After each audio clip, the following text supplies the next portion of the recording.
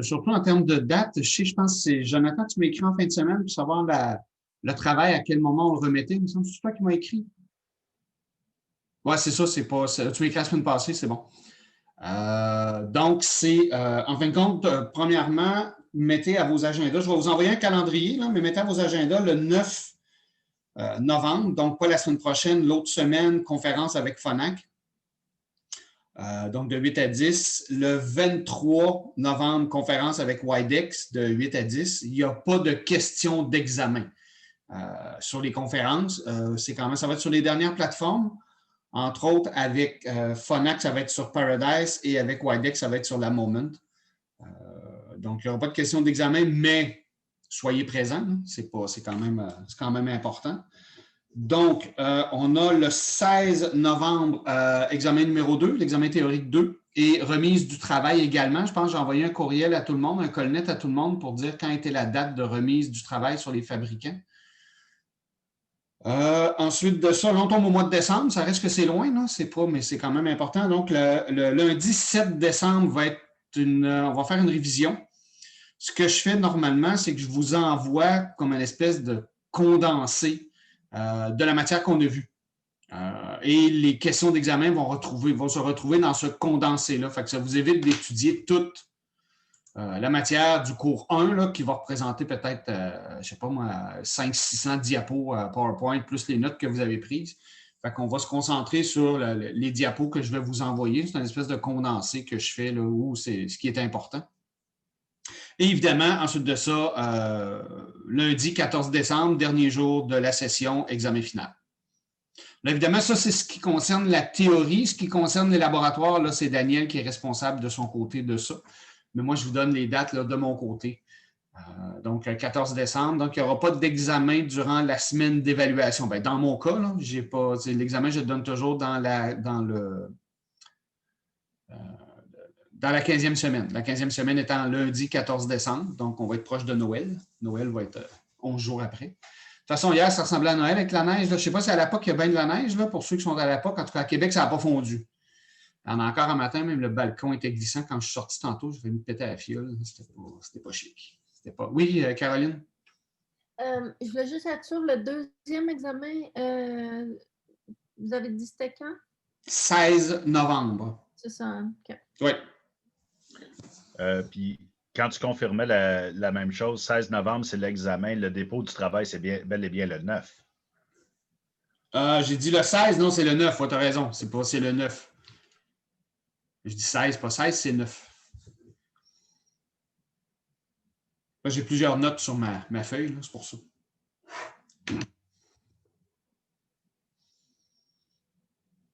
Donc, oui, Jessie? Je n'ai pas compris la date pour Widex. Widex, le 9.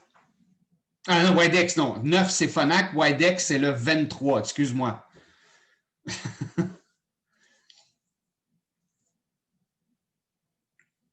Donc, ça va de toute façon, je vous avertis toujours une semaine d'avance. Fait qu'il n'y a pas de stress. La semaine prochaine, le cours a lieu lundi, comme d'habitude, lundi 2 novembre la semaine prochaine. Donc, ça a lieu lundi, pas mardi. Puis d'ici la fin de la session, ça va avoir lieu les lundis également. Donc, théoriquement, on ne devrait pas avoir de tempête. Là. Je le souhaite. Sinon, on ne sortira plus de chez nous. L'hiver commence de bonne heure. Donc, on va compléter ce qu'on n'avait pas vu la semaine dernière et on va commencer le cours suivant. Donc, ça se peut qu'on chevauche les PowerPoint puis qu'on ne voit pas tout le suivant que je vous ai envoyé. Là. Mais ne vous inquiétez pas, on va arriver à la fin et on va avoir tout vu. Il n'y a pas de problème.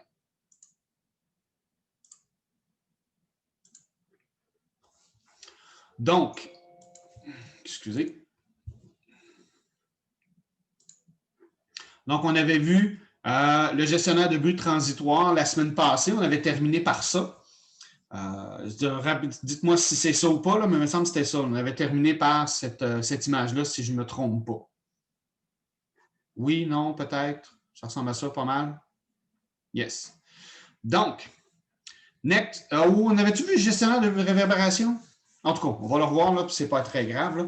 Donc, gestionnaire de bruit de réverbération. Donc, comme on peut voir, on a plusieurs types de gestionnaires de bruit, comme je disais la semaine dernière. Donc, évidemment, l'inconvénient de la réverbération, c'est que, puis réverbération, pensons à un gymnase. Il n'y a pas pire place pour ceux qui souffrent de surdité puis qui ont, avec les cours d'éducation physique dans un gymnase, c'est assez ordinaire, mettons. C'est une boîte carrée avec un plancher dur et des murs en béton. C'est assez particulier. Donc, évidemment, on a une diminution significative de la détection de la parole. Je veux dire, on avait juste, pour ceux qui aiment le basket, on avait juste à écouter les séries de la NBA avec personne dans les 100 personnes dans les estrades. C'était tellement réverbérant là, à la télé, là, ça n'avait aucun sens. Donc, on a évidemment diminution significative de la détection de la parole, diminution évidemment de la qualité sonore, diminution du confort d'écoute aussi. Puis on a un effet de masque, je veux dire, ce bruit-là de réverbération va amener une espèce de cacophonie supplémentaire.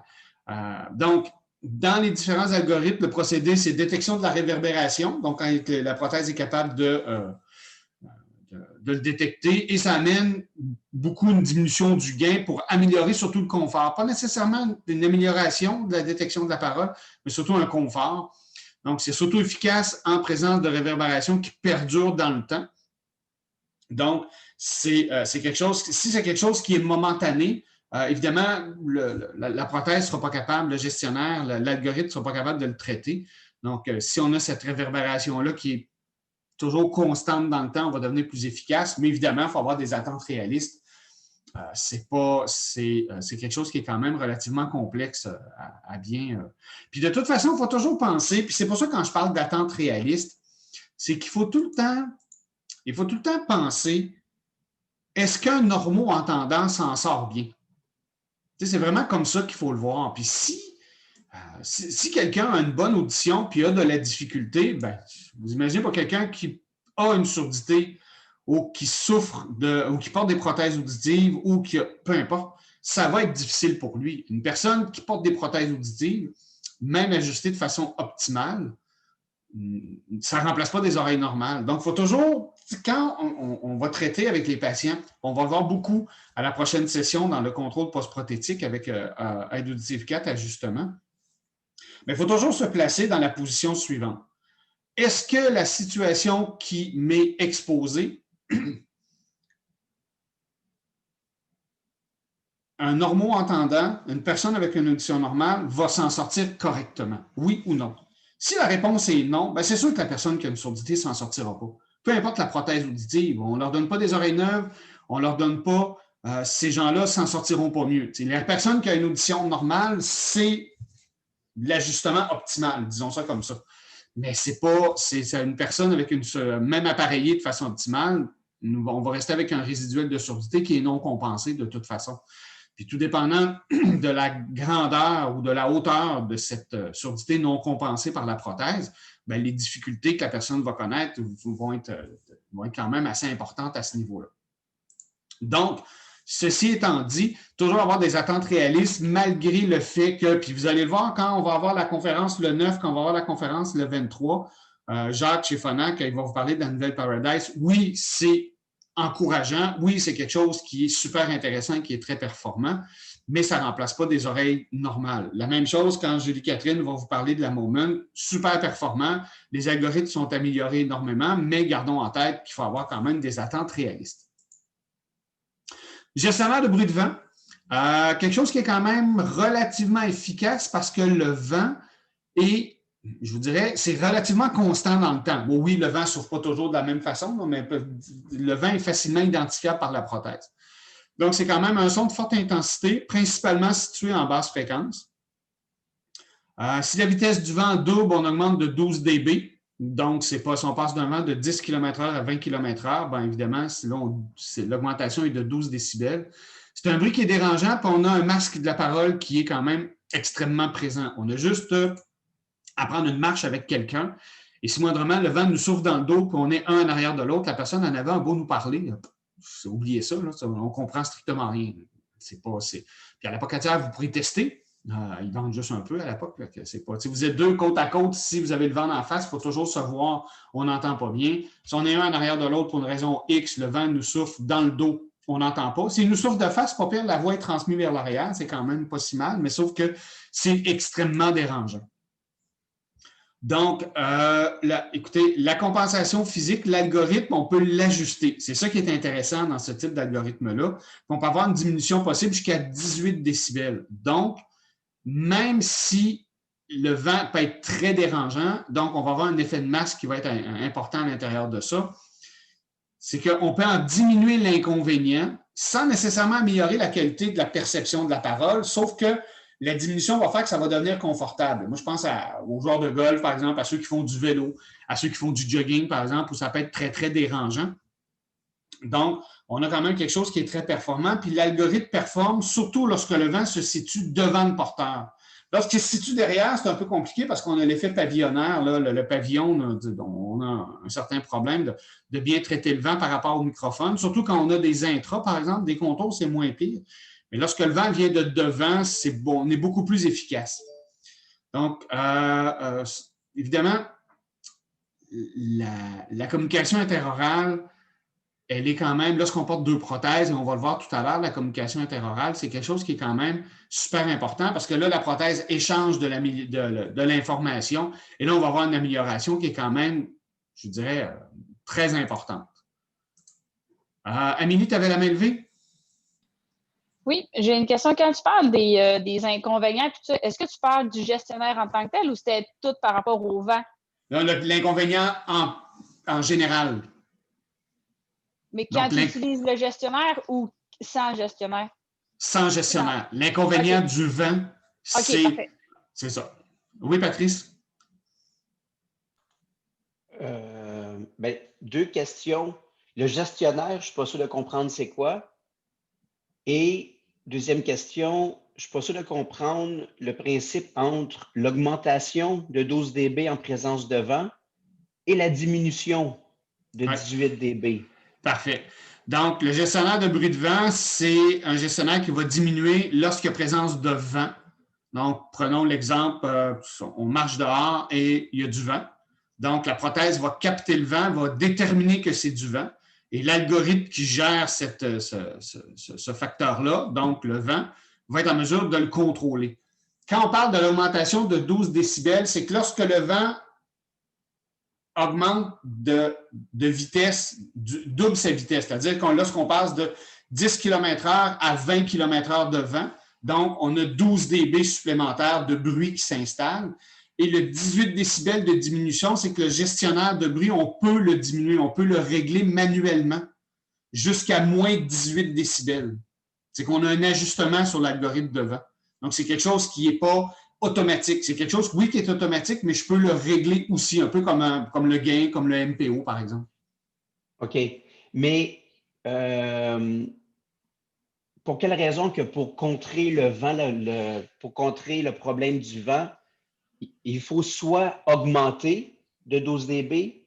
Non, 12 dB, c'était... Non, augmenter de 12 dB, c'est juste pour vous dire que quand la vitesse du vent augmente, c'est que la perception qu'on en a, c'est 12 dB. Pas dans la prothèse. Juste... Non, ça c'est le vent. C'est malheureusement quand le vent augmente de double de vitesse, c'est 12 dB. C'est le vent. Oui. C'est beau. Qui augmente de 12 dB. Alors que l'algorithme, on peut manuellement le traiter. Puis je comprenais que c'était l'algorithme qui augmentait de 12 dB. Non, ça c'est physiquement. Lorsqu'on met un sonomètre et qu'on est capable de mesurer le vent, on a cette difficulté-là. Oui, Jonathan? La diminution, est-ce qu'elle est globale ou est-ce que ça va vraiment centrer sur certaines fréquences particulièrement? Ça va centrer vraiment sur les fréquences qui sont identifiées pour le vent. C'est vraiment, là, c'est spécifique sur ça. Puis, lorsqu'on écoute la prothèse auditive, on avait déjà fait des tests il y a très, très longtemps, lorsqu'on a commencé à avoir des algorithmes de bruit de vent. L'algorithme, le gestionnaire pour le bruit de vent, qu'on a commencé à en avoir, c'est Signa qui l'avait sorti. Puis de la façon qu'on le testait, c'était avec un séchoir à cheveux. On avait un Kmart, puis on avait mis des prothèses auditives. Écoutez, à l'époque, c'était des Binax. On est loin, on est rendu 4 générations plus loin. Là. Et on envoyait la personne, on écoutait le système de façon qui était fun, on avait des écouteurs, puis avec un séchoir à cheveux, le mannequin tournait. Puis là, on sentait que le vent disparaissait complètement. Le vent étant créé par le séchoir à cheveux. Donc, c'était quelque chose qui était très, très efficace et c'est vraiment de façon spécifique accordé pour le vent. Tu sais, c'est vraiment extrait. C'est pas par rapport au bruit, c'est vraiment par rapport au vent. C'est vraiment la prothèse est capable de le détecter que, OK, ça, c'est du vent. Ça, c'est pas du bruit, c'est un bruit de vent et c'est un algorithme en particulier. Donc, ça ne diminue pas. Oui, ça, on va avoir, évidemment, on pourrait avoir un effet, on va avoir un effet de masque de la parole, mais c'est quand même très, très efficace. Et la parole ressort quand même très bien, contrairement à la réverbération, là, ça devient un peu plus complexe. Oui, Jonathan? Sur le ballon d'Éric, j'arrive à toi. Ça va, Jonathan? OK. Excuse, mon piton mute restait collé. Non, ça va.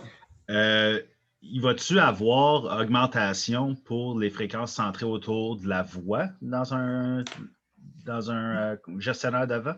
Non, c'est juste le vent qui est diminué. Ça ne touchera pas nécessairement à la parole. Écoute, je ne te dis pas que dans les nouvelles générations, on n'aura peut-être pas un rehausseur de parole. Tu sais ce que je suis en train de vous dire. Puis là, Phonak ou Widex va vous dire, lorsqu'on va les voir, on va dire, ah ben là, on a ajouté un petit quelque chose. Toutes les plateformes ont tendance à augmenter. Tu sais, à chaque fois qu'un manufacturier sort une nouvelle plateforme, ben, il améliore ses algorithmes et ajoute des facteurs de correction. De dire, ben là, avant, on faisait ça, maintenant, on fait telle chose, par exemple. C'est pas, tu sais, ça se peut que c'est pas, mais de façon générale, c'est comme ça que ça fonctionne. Oui, Derek? Tu as dit que ça n'avait pas d'impact sur l'intelligibilité de la parole. Le fait de diminuer de 18 dB, ça ne va pas avoir un impact sur ton rapport signal-bruit? Non, en fin de compte, c'est que, si je reprends la question à Jonathan, c'est que ça a vraiment un impact sur le bruit du vent. Ça n'a pas d'impact, ça va avoir un impact indirect, si on veut. Ça n'a pas un impact direct, ça ne rehausse pas la parole. Mais évidemment, la perception de la parole va être améliorée parce que je vais avoir diminué mon bruit de vent, mais je n'ai pas d'action spécifique sur ça. L'action va être passive, si tu veux. Parce que j'ai diminué un, l'autre va augmenter. Amélie? Non, ta main est encore levée, c'est pour ça. Donnez-moi juste une seconde. OK. Donc, le gestionnaire de bruit de vent. Moi, je vous dirais que c'est probablement des algorithmes avec l'algorithme qui gère le gain, qui gère le MPO, qui est extrêmement efficace là, dans les prothèses auditives. Donc, l'effet Larsen. Notre effet Larsen, bon, je vous ai fait un léger historique, là. C'est un Danois, Søren Larsen, qui a découvert ça. Ce n'est pas Patrice Pelletier, donc ce n'est pas l'effet Pelletier, c'est l'effet Larsen. C'est un physicien. Évidemment, on sait ce que c'est l'effet Larsen. La rétroaction, le feedback, nommez ça comme vous voulez. C'est lorsqu'un émetteur amplifié, exemple un haut-parleur, et un récepteur, exemple le microphone, d'un système audio sont placés à proximité l'un de l'autre. Le son émis par l'émetteur est capté par le récepteur qui le retransmet, amplifié à l'émetteur. Et là, on se retrouve avec une boucle qui produit un signal auto-ondulatoire qui augmente progressivement en intensité jusqu'à atteindre le sifflement, très souvent aigu. Je ne sais pas si vous avez déjà remarqué, lorsqu'on a un feedback, on est à peu près autour de 2700-3000 Hz à peu près. Là. Si vous mettez une prothèse qui siffle, par exemple, dans le Verifit, vous êtes capable de mesurer ce pic-là, puis il est à peu près autour de 2700 là, environ. Oui, Caroline? Je me demandais si c'était normal qu'on avait passé par-dessus une diapo ou c'est moi qui n'ai comme juste pas suivi. Là. OK, pourtant, il me semble ça. Mon truc se suit. J'avais celui-là. On a fini le vent. On était à Larsen, puis on tombe à celle-là. Moi, je n'ai pas sauté de diapo. Avez-vous une diapo? Je pense qu'elle parle du procédé, mais c'est parce que tu l'as expliqué comme les deux en même temps. OK. C'est bon. OK. Donc, comme je disais, c'était un son qui était souvent en haute fréquence, donc autour de 2700 à peu près. Puis ce phénomène est fréquent dans tout système de sonorisation. Concert, téléphone avec haut-parleur, prothèse auditive, évidemment. Puis historiquement, les malentendants n'avaient pas d'autre choix que de baisser le volume de la prothèse. À l'époque, lorsqu'on avait du feedback dans une prothèse, on baissait le contrôle de volume. C'était pas super pratique parce que là, on perdait beaucoup de gains, donc on perdait beaucoup d'efficacité au niveau de la prothèse. 2, C'était, évidemment, il faut toujours être capable de reconnaître quelles sont les sources du feedback. Est-ce que c'est un bouchon de cérumen? Est-ce que la prothèse est défectueuse? Est-ce que mon évent est trop grand? Est-ce que c'est une mauvaise insertion de la prothèse dans l'oreille, que ce soit l'embout, la coquille ou que ce soit une prothèse intra? Évidemment, on ne met plus maintenant le volume trop élevé parce que les prothèses numériques vont quand même réguler ça. À moins que la personne ait une télécommande, mais encore là, on ne peut pas augmenter le volume à l'infini. Contrairement à une prothèse analogique où on était capable d'augmenter le volume, on pouvait avoir des variations pratiquement jusqu'à 30 décibels avec le volume, ce qui n'est plus le cas avec les télécommandes ou même les applications qui nous servent de télécommande pour une prothèse auditive. On a une variation qui va être de plus 10 et de moins 10, donc 10 décibels, à moins qu'on soit très, très limite. Mais si on est très limite parce qu'on a une prothèse très puissante, bien, il faut être en mesure de contrôler cet effet Larsen-là. Donc, aujourd'hui, les algorithmes de suppression de l'arsène permettent de conserver le gain, donc l'audibilité, tout en évitant de fermer trop les embouts. Donc, c'est pour ça qu'on a commencé à avoir le développement des tubes fins, par exemple. Lorsqu'on avait des prothèses, lorsqu'on utilise des prothèses en système RITA, c'est là qu'on se retrouve avec une efficacité beaucoup plus grande. Évidemment, les suppresseurs de l'arsène, puis on va le voir, on en avait plusieurs sortes. Lorsque c'était carrément au début une diminution du gain. Donc, on était capable d'identifier où était situé l'effet feedback. La prothèse l'identifiait puis elle baissait le gain de la prothèse. Pas super efficace comme système. L'inversion de phase, puis on va le voir dans quelques secondes, l'inversion de phase nous apporte une conservation du gain et en éliminant l'effet Larsen.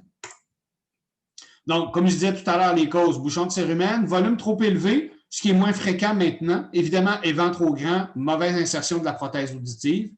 La prothèse est large dans l'oreille du patient et où la prothèse peut être défectueuse.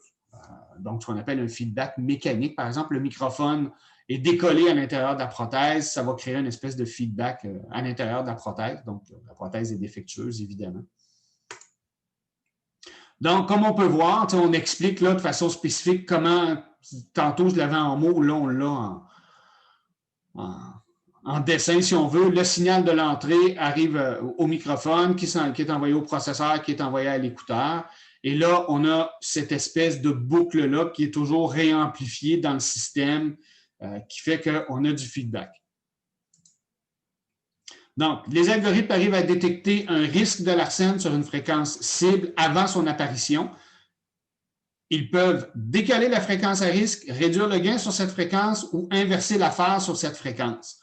Évidemment, maintenant, ce qu'on a qui est de plus en plus fréquent, puis c'est à peu près chez tous les fabricants, c'est vraiment l'inversion de phase. Et je vais vous l'expliquer dans quelques minutes à quoi ça ressemble et à quoi ça sert. Donc, l'inversion de phase, c'est un système adaptatif qui analyse le signal et le traite immédiatement. C'est une boucle ayant l'apparence de rétroaction est détectée. Évidemment, ça a certaines limites et on le voyait beaucoup à l'époque avec les gens qui écoutaient de la musique. Donc, ça en avait beaucoup de percussions, style cymbales, des trucs comme ça, qui peuvent ressembler à des fréquences de feedback. Chez Signia, par exemple, Siemens à l'époque, qui était le fabricant, maintenant il a changé de nom, on avait ce problème-là, c'est que leur système était tellement efficace que quelqu'un écoutait de la musique, on avait une diminution du gain en haute fréquence, mais il n'y avait pas de présence de feedback. Le micro-ondes, par exemple, certaines sonneries de micro-ondes pouvaient ressembler à du feedback, donc les prothèses se mettaient à couper beaucoup le gain sur les prothèses, parce que c'était reconnu, ils disaient « Oh, ça ressemble à du feedback, ça approche le feedback. » Donc, on avait une coupure. Fait que là, les gens venaient nous voir, puis là, ils nous disaient « J'entends plus mon micro-ondes, j'entends plus, j'écoute de la musique, surtout ceux qui écoutaient beaucoup de musique. Donc, j'entends pas non plus. Donc, ça devenait extrêmement complexe à l'époque. Mais on avait quelque chose qui était quand même bien. Donc, on était capable de mieux contrôler le problème de feedback. Donc, le système identifie le signal problématique, la rétroaction, en produit une copie en inversion de phase et l'ajoute au signal précédent avant la boucle d'amplification, ce qui fait que la somme des deux ondes, c'est zéro. C'est la meilleure chose, la meilleure façon de le voir, je vous dirais, c'est avec de l'eau. Tu sais, vous faites une vague d'un côté, puis vous faites une vague de l'autre côté, puis quand les deux vagues se rencontrent, ben, au centre, ça s'annule. Tu sais, les deux vagues arrivent, puis ça s'annule. C'est ça de l'inversion de phase. C'est simplement expliqué, là. Vous essayerez ça dans un bol d'eau. Si vous prenez votre bain, vous essayerez ça dans le bain. Vous jouerez dans le bain avec deux. Ça a l'air un peu niaiseux, mais ça l'explique très, très facilement. Si vous faites ça à peu près à, je ne sais pas moi, 30 cm de distance, puis vous lâchez un objet dans l'eau, puis vous regardez ce qui arrive au centre, et ça s'annule, parce que les deux vagues arrivent ensemble, ça s'annule. C'est ça de l'inversion de phase, carrément.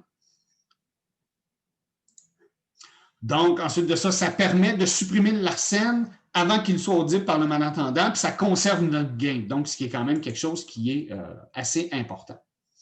Donc, ce système-là est adaptatif.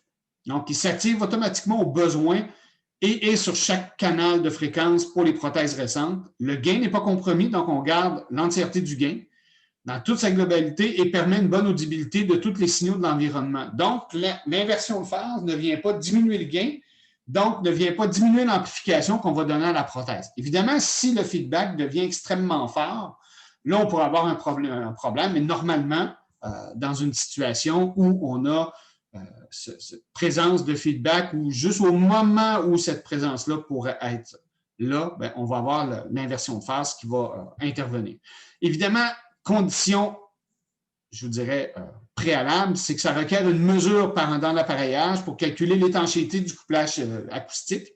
Donc, savoir si notre embout, notre dôme, notre coquille, notre prothèse est étanche et où il pourrait y avoir des fuites. Ça s'appelle le feedback manager, l'algorithme dans la prothèse, et on le mesure. Donc, c'est-à-dire que au moment où on fait l'appareillage, puis on va le voir dans les logiciels à la prochaine session, soit qu'on le mesure au début, soit qu'on le mesure à la fin, pour éviter qu'il y ait présence de feedback. La plus grande erreur qu'on pourrait faire, évidemment, si on n'a pas présence de feedback, on n'aura pas nécessairement le réflexe de le mesurer. Moi, je vous suggère fortement de le mesurer, puis on va pouvoir le voir à la prochaine session, comme je vous disais, parce qu'on va vraiment le voir quel en est l'effet. Parce que si on ne le mesure pas, le problème qui va arriver, c'est qu'on ne s'en méfiera pas, puis le patient, surtout lorsqu'on va avoir des appareillages de type RITA, des appareillages sur dôme avec des RIC, c'est que si on ne le mesure pas, on va avoir tendance, il y a un feedback, je vais diminuer le gain en haute fréquence. Donc, on va avoir tendance à faire une action sur les hautes fréquences au lieu d'amener le gestionnaire de feedback pour se rendre compte que finalement, notre couplage acoustique, notre dôme est trop ouvert, notre ventilation est trop ouverte, ce qui fait que je perds beaucoup de gain. Donc, on se prive d'un outil qui est intéressant parce que ça nous permet d'analyser notre situation d'appareillage. Est-ce que notre prothèse est assez étanche? Est-ce que notre évent est trop ouvert? Est-ce que notre dôme est trop ouvert, par exemple? Ce qui fait que quand je le mesure et je perds énormément de gain, OK, là, il faut que je recommence parce que je vais couper tellement de gains en haute fréquence que je laisse que des basses fréquences à la personne et mon appareillage va être, excusez le terme, il va être, j'allais dire merdique, mais oui, il ne sera vraiment pas bon. Derek? Non, OK, ta main levée. OK, Amélie, ta main levée encore? Oui, j'avais une autre question, mais je pense que tu viens de répondre. Là.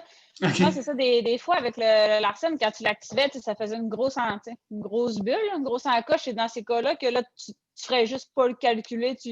On joue différemment sur l'ajustement parce que là, l'anti-larcène écrase trop. En fin de compte, si l'anti-larcène écrase trop, effectivement, là, tu ne joueras pas sur l'ajustement, tu vas juste sur ton couplage acoustique. Mon dôme, est-ce qu'il est trop ouvert? Est-ce que ma ventilation est trop ouverte? Est-ce que j'ai une bonne étanchéité? Est-ce que j'ai un bouchon de cérumen dans l'oreille? Bon, théoriquement, à chaque fois qu'on voit le patient, on regarde dans ses oreilles, on fait l'autoscopie, la VCAE. Mais c'est là que ça va nous dire. Moi, j'ai eu une expérience à un moment donné. Tu sais, quand on fait les choses de façon mécanique, sans les analyser ou parce que je n'ai pas la capacité intellectuelle de comprendre ce que je suis en train de faire. Et là, quand c'était arrivé, c'était un audioprothésiste du Nouveau-Brunswick. Fait que c'est pour ça que je vous dis ça comme ça. C'est que j'ai une patiente qui vient me voir. Elle me dit, je ne comprends pas bien avec ma prothèse. OK. Je regarde, je lis sa prothèse. C'est une prothèse Unicron, génération très, très récente. Très bonne prothèse. Le problème n'est pas là. Je regarde, écoutez, la personne, l'audioprothésiste avait fait, mais de façon très, très mécanique. Tu sais, elle avait suivi l'étape 1. Bonjour, madame Chose, qu'est-ce que je peux faire pour vous? Étape 2, veuillez vous asseoir, je vais ajuster votre prothèse d'outil. Tu sais, elle suivait un cahier là, avec les étapes, elle cochait les étapes. Étape 8, faire le feedback manager, elle faisait ça. Tu sais, c'était pas sans. Écoutez, le gain était tellement coupé en haute fréquence que la personne était plus confortable sans prothèse qu'avec prothèse. Tu dis, OK, il y a quelque chose qui ne fonctionne pas. Ce qu'on a fait, en fait, donc, la madame était confortable avec des dômes. Ce que j'ai fait, j'ai simplement, puis c'était simple, c'est qu'elle avait un dôme ouvert, c'est que j'ai mis un dôme un peu plus fermé J'ai refait le contrôle de feedback où là, je coupais pratiquement beaucoup moins de gains en haute fréquence. Et la personne, elle disait, ah non, là, ça fonctionne, là, je vous entends. Elle n'avait que des basses fréquences dans sa prothèse, donc il n'y avait que du bruit. Elle disait, écoute, je ne la porte pas, puis c'était quand même, elle avait payé ça quand même. Le prix normal, elle n'avait pas payé ça plus cher que ce que ça valait. Elle avait quelque chose pour corriger, mais ça ne corrigeait pas. Donc, il ne faut pas faire les choses de façon mécanique. Il faut le faire, mais être capable d'en comprendre la portée et être capable d'en comprendre les effets et les conséquences. Et le feedback manager est quelque chose qui est important pour ça, parce que oui, on va le faire, mais il faut en comprendre quel est le résultat et qu'est-ce que ça va donner au bout de la course. Et ça nous sert beaucoup à voir si effectivement notre couplage acoustique, dôme, embout, coquille, ventilation est adéquat. Et si ça fait vraiment, comme tu disais, Amélie, un encoche en haute fréquence, ça coupe notre gain de façon importante, bien là, il ne faut pas dire, parce que je ne serais pas capable, si mettons, je le désactive, si j'augmente le gain, je vais avoir du feedback parce qu'il y a un coulage acoustique qui est là. Fait que là, il faut que je revoie mon appareillage. Ça ne veut pas dire de changer de prothèse. Mais écoutez, ça m'est déjà arrivé en stage il y a plusieurs années. Là. Cette année, on va faire, ça va faire 6 ans qu'on fait des stages cette année, dans la prochaine session. Bien, la première année, je fais une supervision de stage et l'étudiante, ça donne c'est un étudiant, ça va peut-être un étudiant, moi, j'entends la prothèse siffler. Je ne vois pas bien, je suis daltonien, mais j'ai des bonnes oreilles encore. Donc ça, au moins, je ne perds pas tout. Puis, Lucien, elle entend la prothèse siffler, mais ce qu'elle fait, c'est qu'elle ne fait pas le feedback manager.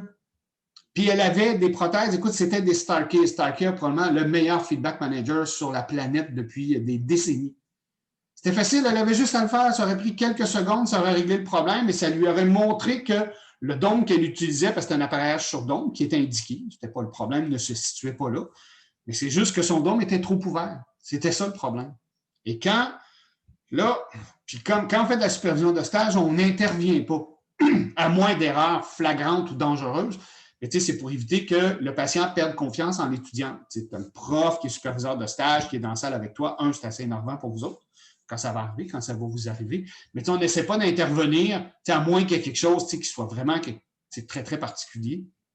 Mais quand le patient est parti, là, j'ai dit à l'étudiante, pourquoi tu n'as pas fait le feedback manager? Ça aurait réglé tous tes problèmes, tu te serais aperçu que ton gain était trop coupé en haute fréquence, tu aurais changé ton nombre. Là, ce qui va t'arriver, c'est que quand ton patient va venir en contrôle post-prothétique, il va te dire, je n'ai pas porté la prothèse, ça fait beaucoup trop de bruit, je n'ai pas de gain, je suis mieux sans prothèse et tout ça. Puis c'est ce qui est effectivement arrivé, parce que l'étudiante me l'a confirmé par la suite, de dire, Patrice, quand j'ai vu le patient en contrôle post-prothétique, il ne portait pas sa prothèse, ça faisait trop de bruit, tout ça. Puis je dis, qu'est-ce que tu as fait? Tu as changé ton dôme, tu as fait le contrôle de feedback et ça a réglé ton problème. C'est ça que j'ai fait. Mais c'est ça, c'est pas. Il faut y penser parce que dans le logiciel, puis quand on va le voir, vous allez voir, il y a quand même des étapes à faire dans le logiciel. Il faut passer à travers tous les onglets et on arrive au feedback manager, il faut le mesurer. C'est pas, même dans certains cas, on le mesure, puis il n'y a aucune fuite, il n'y a aucun coulage, notre gain, il est entier. C'est correct, mais au moins, on a mis les balises pour éviter que ça survienne.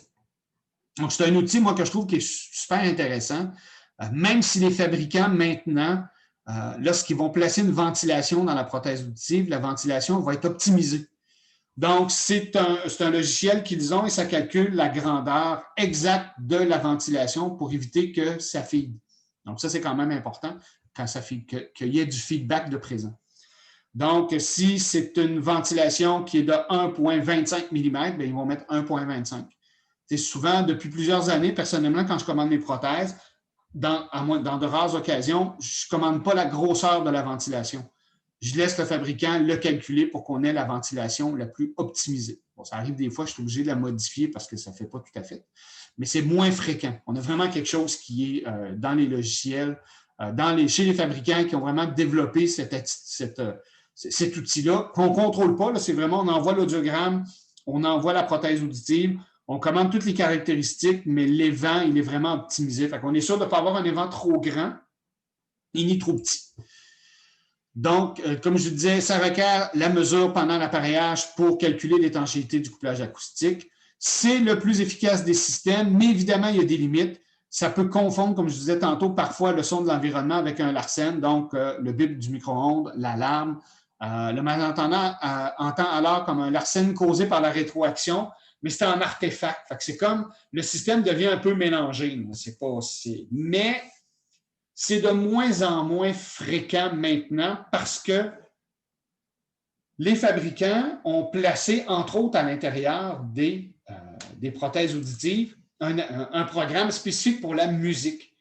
Donc, ils ont comme déplacé, pas déplacé le problème, mais contourné le problème d'avoir un problème de captation de feedback alors que ça n'en est pas, puis c'est de la musique. Et le programme musique qui existe dans les prothèses chez les différents fabricants vient contourner cette difficulté-là. Il n'y a rien de parfait en ce bon monde, là, évidemment, mais on a quelque chose qui nous permet de contrôler quand même de façon très efficace le feedback. Donc, comme je vous disais tantôt, comme je vous montrais l'image du haut, donc le son entre, on a le feedback, évidemment, il ressort, il est réamplifié. Là, ce qu'on a dans l'image du bas, c'est comment il est annulé. Donc, oui, il y a présence de feedback, mais on a l'espèce d'algorithme à l'entrée qui, lui, prend ce feedback-là, va venir l'annuler à l'intérieur du signal. Donc, on n'aura pas cette rétroaction-là, va finir par être coupée. C'est super efficace. Écoutez, on le voit chez des patients, par exemple, des patients qui ont des basses fréquences à peu près normales et une perte méga importante en haute fréquence. Pire cas appareillé. Vous allez en voir.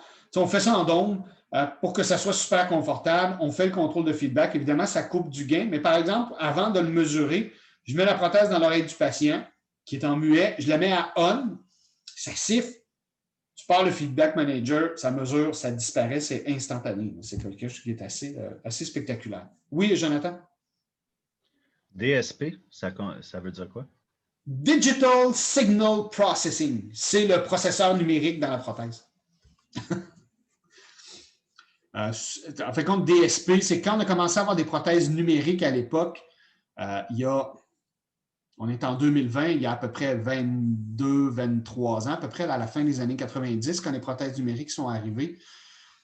On avait effectivement, le mot DSP est arrivé, donc le son est analogique, rentre dans la prothèse, il est transformé en code binaire, en 0 et en 1. Et l'amplificateur de la prothèse est un DSP. C'est ce qui traite de façon numérique le signal. Donc, DSP, c'est ce que ça veut dire. C'est l'amplificateur de la prothèse, finalement. Donc, comme on peut voir, là, j'ai pris une image du logiciel Signia. Donc, on voit dans ce cas-là, il l'appelle gain critique couplage acoustique. On fait, là, puis on voit juste une vieille image, là, c'était une 7PX, c'était une Primax, mais ça ne change rien dans la.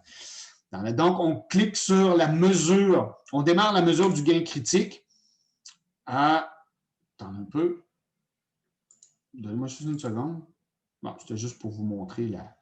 Donc, on clique dessus et ce qu'on va voir apparaître sur l'image par la suite, c'est une espèce de zone ombragée qui va être ici en haute fréquence, qui nous indique où il pourrait être située la problématique de feedback. Dans ce cas-là, le gain est quand même très peu élevé à l'intérieur de la prothèse, il n'y en aurait pas. Là.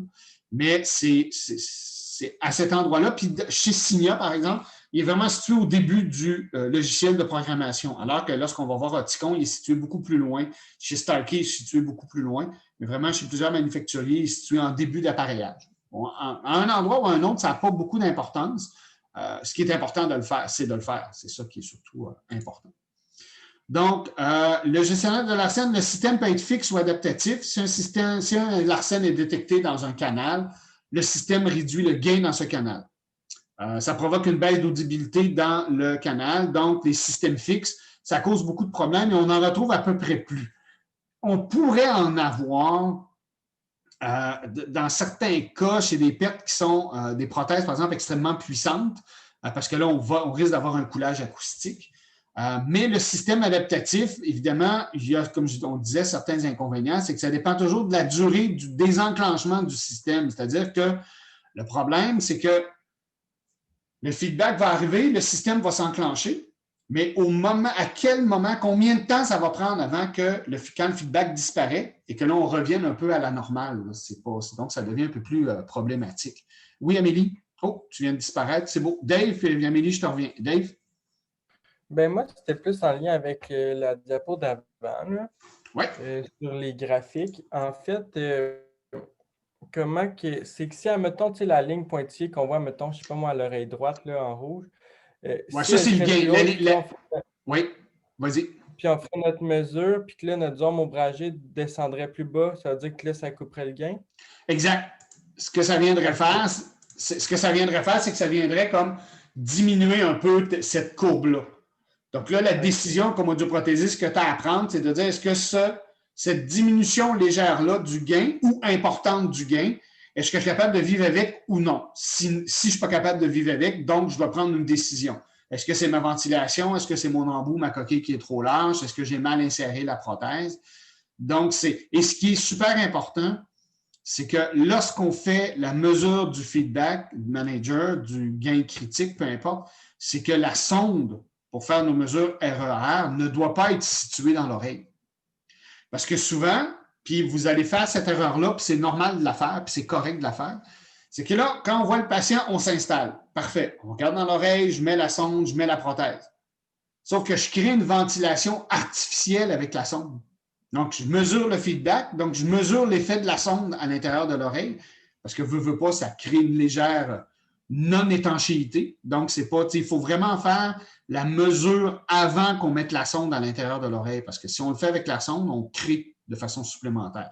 Bon, là, certains vont me dire, ouais, mais avec les enfants, tu nous as montré qu'on pouvait mettre du ruban sur l'embout pour mettre la sonde, parce que, bon, OK, on s'entend, c'est des enfants, c'est pas, puis à défaut de pain, on prend de la galette, là, mais je veux dire, chez l'adulte qui ne bouge pas, qui est obéissant, qui s'assoit dans la chaise, là, c'est pas, on ne met pas la sonde avant. Continue, Dave. Ah ben, c'était juste ça. C'était juste pour savoir que si, admettons, la zone ombragée, elle descendait en bas de notre courbe de gain, admettons, ben là, ça coupait le gain. Oui, ben c'est ça. Ben, effectivement, c'est que ça t'indique où spécifiquement est située la zone où il pourrait avoir du feedback. Et est-ce que cette zone-là, elle est importante ou non? Ben là, c'est à l'audioprothésiste d'évaluer, de dire, bon, ça coupe de 1 dB, je suis capable de vivre avec. Ça coupe de 14 dB, un peu. Là, j'ai peut-être besoin de ce gain-là. J'ai peut-être des modifications dans mon appareillage à faire. OK, c'est bon, c'était juste ça. Good. Excellent. Amélie? Non, c'est beau? Good. Perfect. Donc, c'est ça. On avait les systèmes fixes, les systèmes adaptatifs. Les systèmes adaptatifs, évidemment, ils se raffinent au fur et à mesure. Et je vous dirais qu'à un moment donné, on s'est retrouvé avec 2 types de systèmes adaptatifs à l'intérieur de la prothèse auditive. Signia avait introduit ça dans la prothèse, c'est-à-dire qu'il y avait un algorithme pour mesurer le feedback comme on fait. Donc, on fait la mesure de façon spécifique pour trouver les ondes. Et il y en avait un autre qui était un feedback, par exemple, qui était pour quand on porte un chapeau, une casquette, une tuque, quand on fait une accolade. Ben, les accolades, on n'en fait plus. Là, avec la COVID-19, on ne sait pas le jour où on recommencera à faire des accolades, là, mais dans les temps normaux. Et quelqu'un qui portait une prothèse et ça pouvait créer un feedback, la prothèse analysait et coupait tout de suite ce feedback-là. Donc, le temps de faire la bise et des trucs comme ça. Là. Donc, on avait quelque chose qui était intéressant.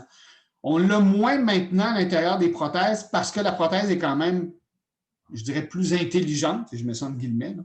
Donc, il est capable de reconnaître les différentes situations sonores et nous permet une meilleure efficacité. Donc, la mesure est disponible dans le logiciel des manufacturiers et on le retrouve chez tous les manufacturiers. Il n'y en a pas qui n'en ont pas. Là. Donc, ça identifie la présence de l'arsène, qui est une oscillation en bande quand même étroite. C'est un balayage fréquentiel là, lorsque la mesure se fait. Là. Puis évidemment, il faut dire aux patients de ne pas parler. Ça m'est arrivé, c'est quand? C'est à la fin de la semaine passée. Je voyais une patiente, puis j'ai dit, vous allez entendre un bruit à l'intérieur de votre oreille parce qu'on donne l'instruction au patient. Qu'est-ce qui se passe? Là, on lui dit, parfait, je vais faire une mesure. Moi, j'utilise le mot, je fais une calibration à l'intérieur de votre oreille. C'est que je mesure, puis c'est pour avoir des fuites de son. Donc, il ne faut pas parler. Évidemment, le signal part, mais ça prend toujours quelques secondes. Puis le patient, ah oui, je l'entends. Parfait. Là, tu stops, tu recommences. Il ne faut pas parler. Des fois, ça peut prendre 2-3 essais. Là. Des fois, il y a des patients qui sont enthousiastes, sont habitués de donner une réponse. Puis là, tu leur dis de ne pas donner de réponse. Fait que là, c'est comme. C'est pas. Et certains algorithmes sont plus sensibles que d'autres. Ils vont dire, par exemple, quand un patient a parlé chez Sonic Innovations, par exemple, lorsqu'on va faire la mesure, il va dire mesure non valide, bruit de fond trop élevé quand le patient a parlé, parce qu'on a une espèce de vue-mètre sur la mesure. Il faut toujours être dans le vert. Chez Widex, on a la même chose, par exemple. Alors que chez Unitron, chez Phonak, c'est plutôt un balayage fréquentiel, donc on l'entend. Chez Signa, c'est plutôt un bruit blanc, c'est une espèce de pshhh qu'on entend. Donc, c'est comme ça qu'il mesure. Chaque manufacturier a comme sa recette, mais le but, le résultat étant le même. Donc, il faut juste dire aux patients, on ne parle pas, de toute façon, on dit aux patients de ne pas bouger. Mais, ne parlez pas, vous allez entendre un son, je n'ai pas besoin de votre réponse, ça se fait automatiquement. Donc, il faut donner l'instruction aux patients. À chaque fois qu'on fait quelque chose, on lui explique ce qu'on fait. Évidemment, là, on est dans la sélection, là, on a des instructions à donner aux patients, mais là, ce qu'on va faire, le prochain cours, ajustement, vous allez voir, on a énormément d'instructions à donner aux patients, puis on répète beaucoup les instructions qu'on fait aux patients parce qu'on a quand même plusieurs mesures à faire. Donc, comme je disais, l'identification de la présence de l'arsène, donc ça peut être une oscillation dans une bande étroite, ça va être un bruit, ça va être peu importe. Donc, il est adaptatif, donc il y a un temps d'attaque selon l'environnement détecté par le classificateur de son. Et comme on disait, la méthode pour enrayer l'arsène, ça va être soit une diminution de gain qui est de moins en moins présent, un décalage fréquentiel. Certains fabricants l'utilisent encore. C'est quand même assez efficace, décalage fréquentiel. Ça veut dire que j'ai mesuré le feedback à 2727 Hz, exemple. Puis ce qu'il va faire, c'est qu'il va juste le décaler de peut-être, je ne sais pas moi, 50-60 Hz, ce qui fait qu'on n'aura plus la présence de feedback, ou on a l'inversion de phase qui est carrément, comme je vous disais, vous essayerez ça dans votre bain ou dans un plat d'eau, juste pour faire une petite expérience physique, mais c'est pas, ça fonctionne, c'est super efficace. Donc, la diminution de gain dans une zone fréquentielle, donc si on y va par diminution du gain, si plusieurs fréquences sont touchées, plusieurs fils sont utilisés, le temps d'attaque est quand même super rapide. Aussitôt qu'on le voit, tac, ça coupe. Évidemment, possibilité de diminuer l'audibilité pour les fréquences avoisinantes, parce que s'il est quand même important, ça va quand même diminuer beaucoup. Puis c'est souvent utilisé avec un autre gestionnaire de l'arsène par les manufacturiers. On l'a à l'intérieur, mais souvent l'inversion de phase va être beaucoup plus présent à l'intérieur. La diminution de gain, par exemple, lorsqu'il est utilisé, on va le voir, par exemple, comme je vous disais, lorsqu'on a deux systèmes de gestion de l'arsène, celui qui est pour le rapprochement, quand je porte un chapeau, une casquette, des choses comme ça. Donc, plus, ça va être vraiment la diminution du gain, mais c'est très circonscrit dans le temps. C'est quelque chose qui est très précis. Ce n'est pas quelque chose qui va s'étirer dans le temps. Donc, le décalage fréquentiel, comme je vous disais, décalage fréquentiel du signal.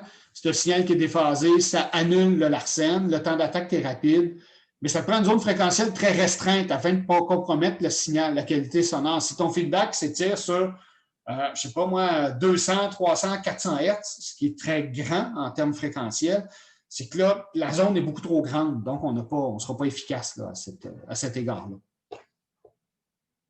C'est bon? Et on a l'inversion de phase, comme je vous expliquais, où on crée cette inversion-là, qui est quand même...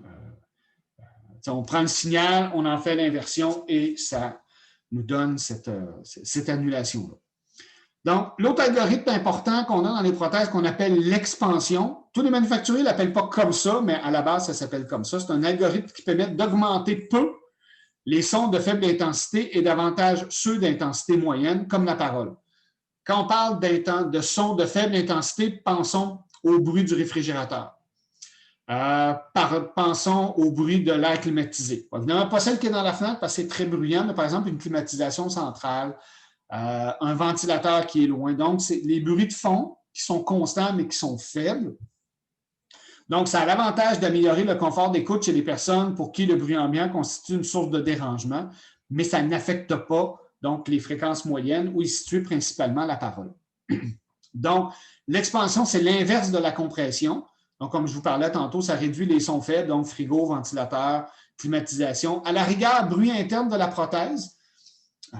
Si le niveau du son entrant augmente, évidemment, le gain va augmenter, mais on va toujours garder ce décalage-là. Donc, le TK, qui est le threshold knee, qui est le seuil, peut être ajustable ou non par le fabricant. On améliore le confort d'écoute et ça a comme je disais, c'est l'inverse de la compression, mais ça a un seuil d'activation qui est extrêmement bas. Chez certains fabricants, ils vont parler, par exemple, on va avoir un onglet spécifiquement dans le logiciel, ça va s'appeler gain. Comment ils appelaient ça? Chez Phonak, mais ils ont changé le nom maintenant parce que c'est carrément l'expansion qu'il y avait. Ça s'appelait gain TK 35 décibels, par exemple. Donc, c'était vraiment les sons faibles en basse fréquence qui étaient traités. Donc, dans le graphique, ce qu'on montre, c'est qu'on voit là, c'est vraiment L'expansion, c'est de la ligne pointillée. C'est quelque chose qui coupe vraiment les basses fréquences, là, mais tu sais, des sons faibles. Tu sais, on voit l'output qui est sur la ligne verticale et sur l'horizontale, on a ce qui est en entrée. Et voyez-vous, là, c'est vraiment les sons faibles, on va jusqu'à 20 décibels. Évidemment, c'est un exemple. Chez certains fabricants, ça peut être un petit peu différent, mais c'est vraiment ça. Ce que ça fait, c'est que ça ne joue pas sur les autres, donc sur les sons. C'est vraiment les sons de faible intensité. Oui, Dave?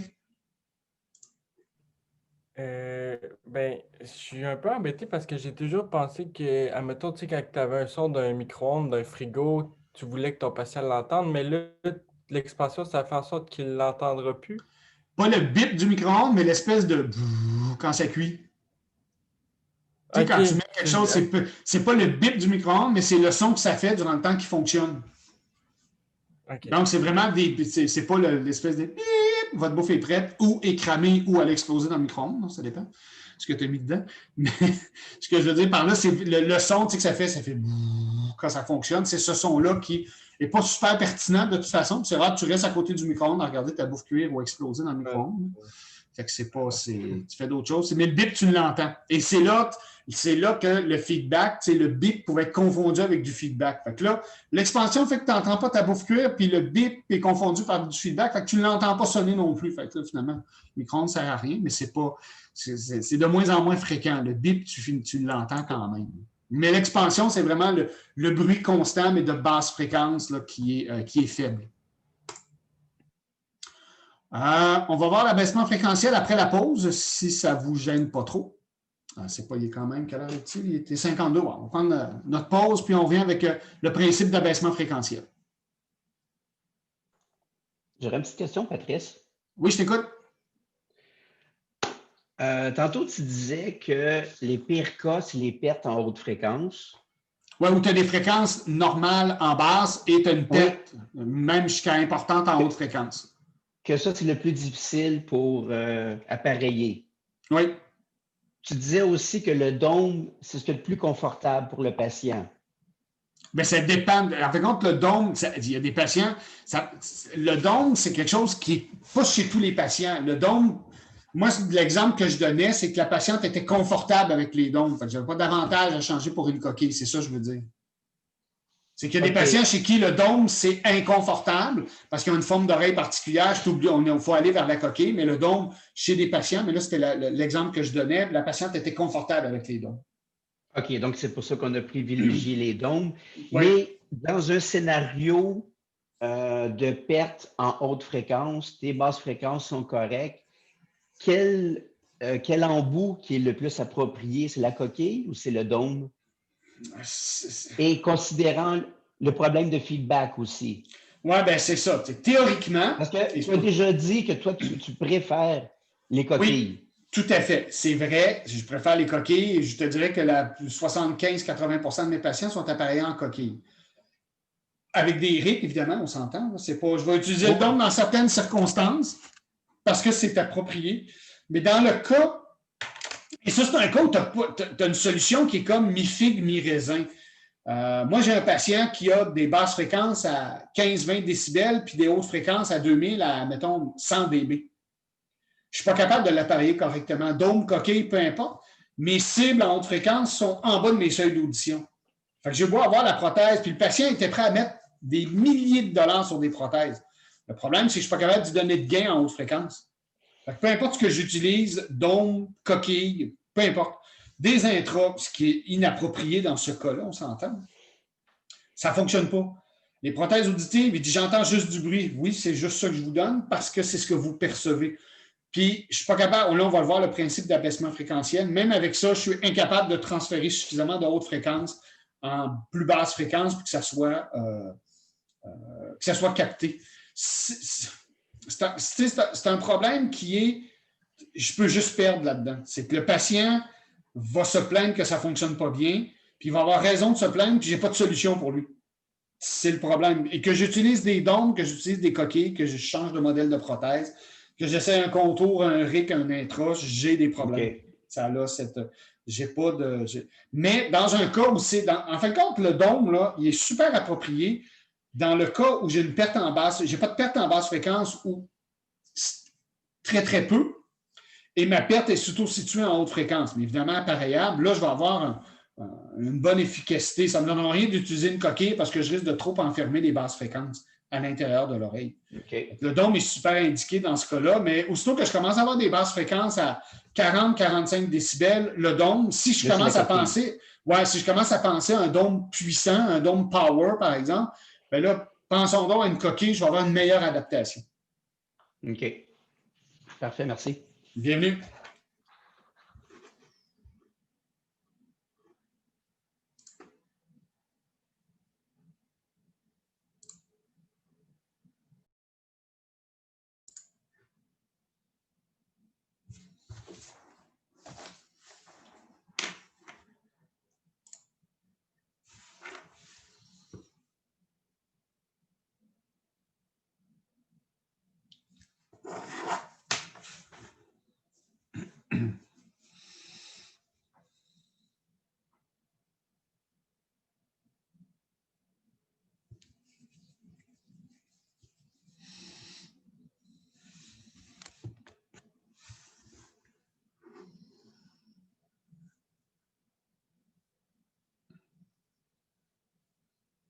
Bon, je pense que tout le monde va revenir dans quelques secondes.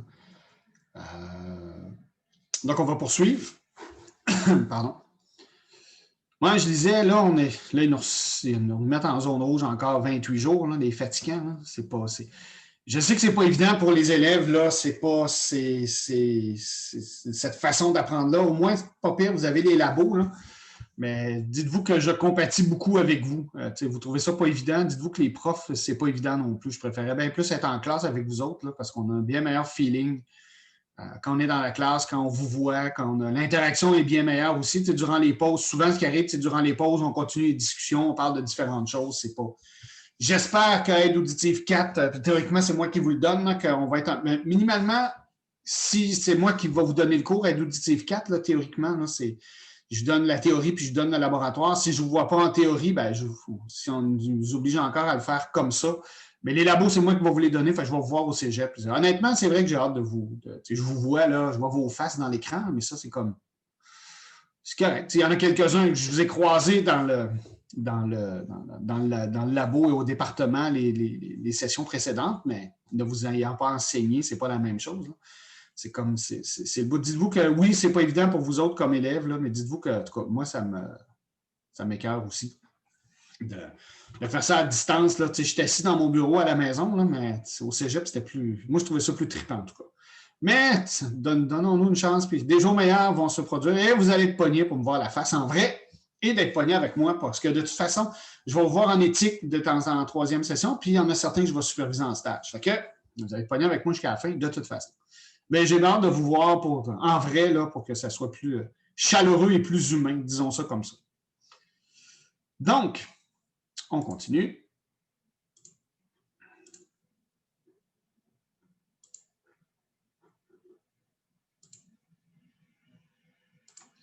Donc, le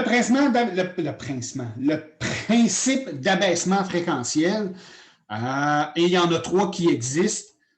Donc, les techniques modernes d'abaissement fréquentiel sont apparues à peu près dans les années 2000. Je vous dirais, là, on est en 2020, là, Widex avait sorti leur principe de transposition fréquentielle, à mon souvenir, là, début des années 2000 à peu près. Donc, on détermine, ça en fait compte, c'est qu'il y a un principe, peu importe l'abaissement fréquentiel qu'on utilise, qui soit de la compression, soit de la transposition, soit de la translation. C'est qu'il faut déterminer, donc, il y a la détermination de la zone fréquentielle, donc la fréquence minimale qui est la fréquence de coupure et la fréquence maximale qui est en fonction de l'étendue du spectre fréquentiel de la prothèse auditive. Donc, on a, en fin de compte, ce que ça crée, le principe d'abaissement fréquentiel, c'est qu'une zone où on n'a pas de stimulation sonore, c'est qu'on prend cette zone-là puis on la déplace. Donc, on l'abaisse sur le spectre fréquentiel selon 3 méthodes qu'on va voir de façon plus explicite et on l'amène vers une zone qui est audible. Donc, le premier principe, c'est une compression fréquentielle. Donc, on comprime une ou plusieurs zones fréquentielles. La fréquence minimale, donc de coupure, reste la même. C'est la fréquence maximale qui est diminuée. chaque manufacturier utilisant ce type d'abaissement fréquentiel gère la compression à sa façon. C'est pas chacun, dans certains manufacturiers, tu peux diminuer la fréquence minimale, dans d'autres, tu peux pas jouer avec la fréquence minimale, mais la compression, c'est qu'on prend une zone, on la comprime et on l'amène dans une zone, on la comprime suffisamment pour l'amener dans une zone qui est audible. En fin de compte, comme on peut voir là, sur le graphique qui est ici, donc la fréquence minimale et on a la fréquence maximale. Et lorsqu'on vient, donc ça, c'est le spectre normal, le spectre fréquentiel normal. Et ce que ça fait, c'est qu'on prend cette zone-là et on l'abaisse.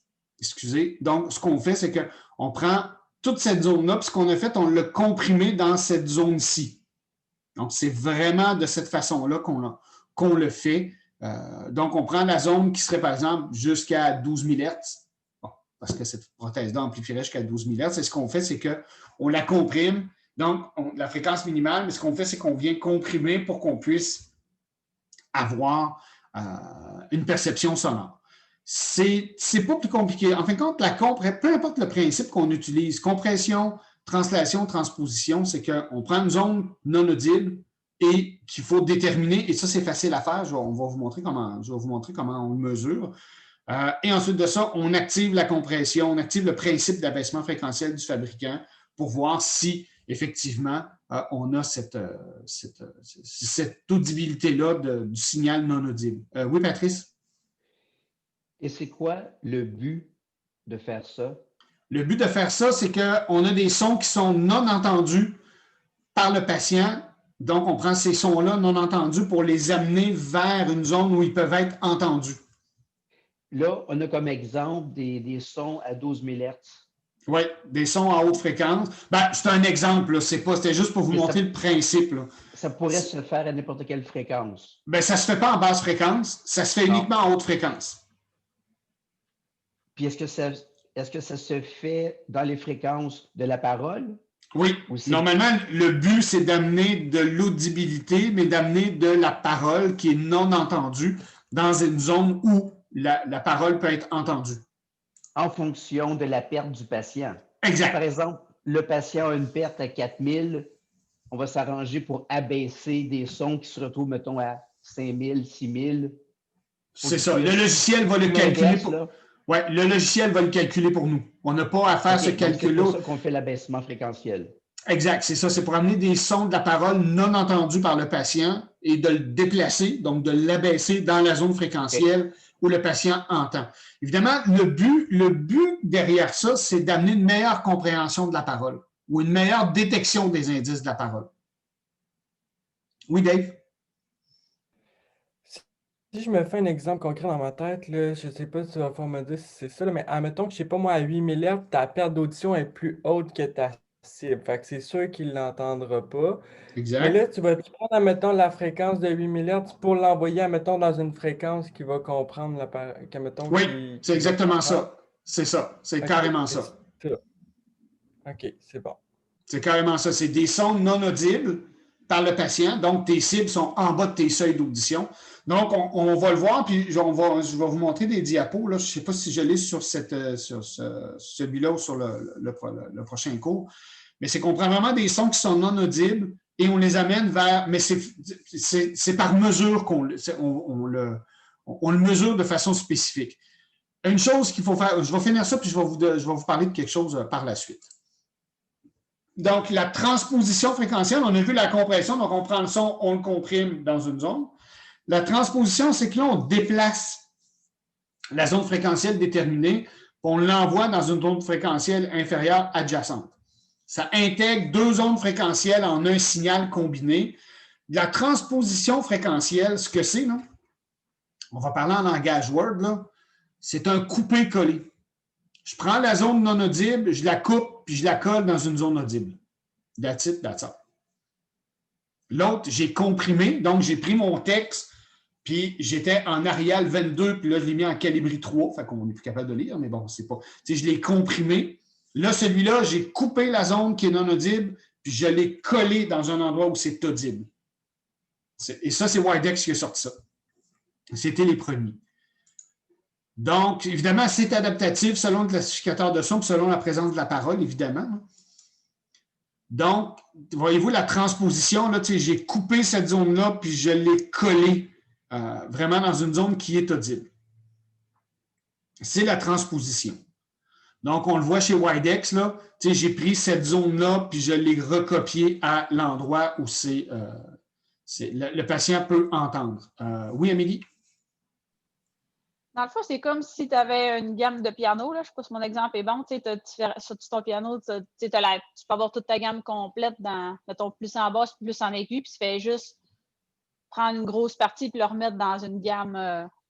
C'est ça, tu prends une partie. Tu n'entendrais pas en haute, les sons, ils les entendront pas plus en haute, mais tu vas les faire entendre mais de façon plus grave, par exemple. Oui, c'est ça, exact. C'est en plein ça. Parce qu'en fin de compte, il faut comprendre que dans la zone du cerveau, ce ne sera pas long, Jonathan, dans la zone du cerveau, c'est que ces fréquences-là qui ne sont pas perçues, tu sais, la stimulation, prenons 6 000 Hz comme exemple. Le patient, je ne suis pas capable de stimuler son 6 000 Hz. Donc, en prenant le 6 000 Hz qu'il n'entend pas, en le mettant dans une fréquence plus basse, là, il va être capable de le percevoir et c'est là que le 6 000 Hz, je vais être capable de le stimuler, mais dans une fréquence plus basse. Parce que le cerveau, le problème, c'est que lorsqu'il y a absence de stimulation, le cerveau va redistribuer les neurones qui ne sont pas utilisés pour d'autres utilisations. Tu sais, il les atrophiera pas, puis il va dire « OK, je coupe le signal, puis il ne fonctionne plus, puis ça va mourir ».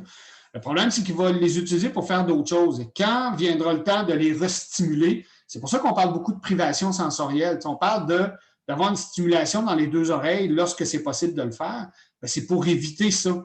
Pour éviter ce qu'on appelle la plasticité du cerveau. C'est pour éviter que le cerveau prenne cette zone-là et l'utilise à faire d'autres choses. Donc, c'est quand même important de pouvoir l'utiliser. Le problème qu'on va avoir, puis je vais vous en parler tout à l'heure, c'est qu'il ne faut pas laisser ce système-là actif quand on n'en a pas besoin. Ça, c'est important.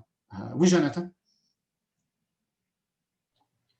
Lorsqu'on va comprimer, est-ce qu'il y a risque, admettons si on n'est pas capable d'entendre un son à 6000, on va le rabaisser à, disons, 5000, est-ce qu'il va y avoir confusion avec un autre son qui est à la fréquence même ou est-ce qu'on va tout comprimer vers le bas? C'est la question que j'avais posée à Widex à l'époque, au début des années 2000, où j'ai obtenu une réponse à peu près 10 ans plus tard. C'est pas parce qu'il n'était pas capable de me répondre, parce qu'effectivement, ta question est super pertinente de dire, il est habitué d'entendre à 4000, puis là, je prends un son de 6000, puis là, il va entendre 4000 puis 6000 en même temps. Il n'y aura pas une confusion. Le cerveau est capable de faire la part des choses, je te dirais, Jonathan. Moi aussi, cette question-là m'a turlupiné et m'a chiffonné, m'a chicoté pendant des années, parce que de dire, ben, sauf que cette zone-là, étant donné qu'elle est non stimulée, je vais être capable, via le signal 4000, mettons, de faire entendre 6000 et 4000 Hz.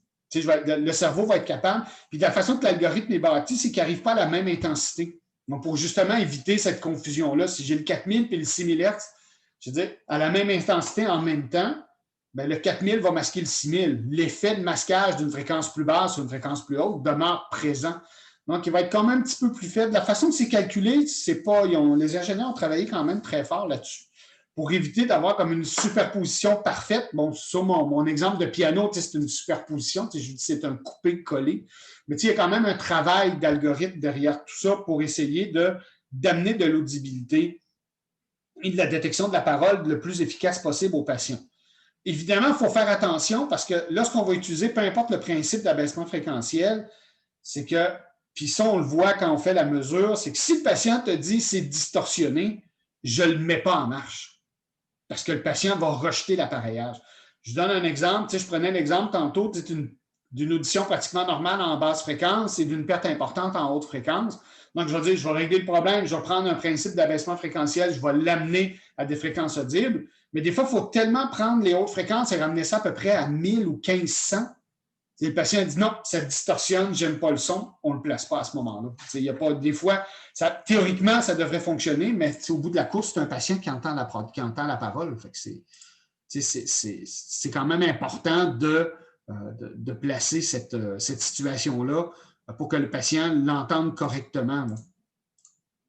Donc, c'est pas s'il n'est pas confortable avec ça, ben, on ne l'utilise pas. C'est vraiment dans cet objectif-là. Donnez-moi juste une seconde.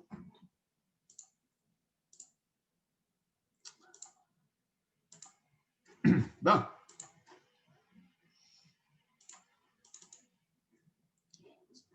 Je vais revenir. Puis là, j'ai cliqué sur 2-3 patentes en même temps.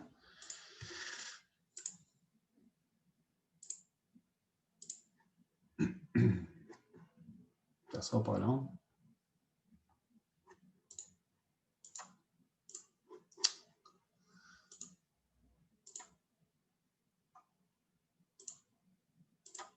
Bon. On y arrive, ce sera pas long.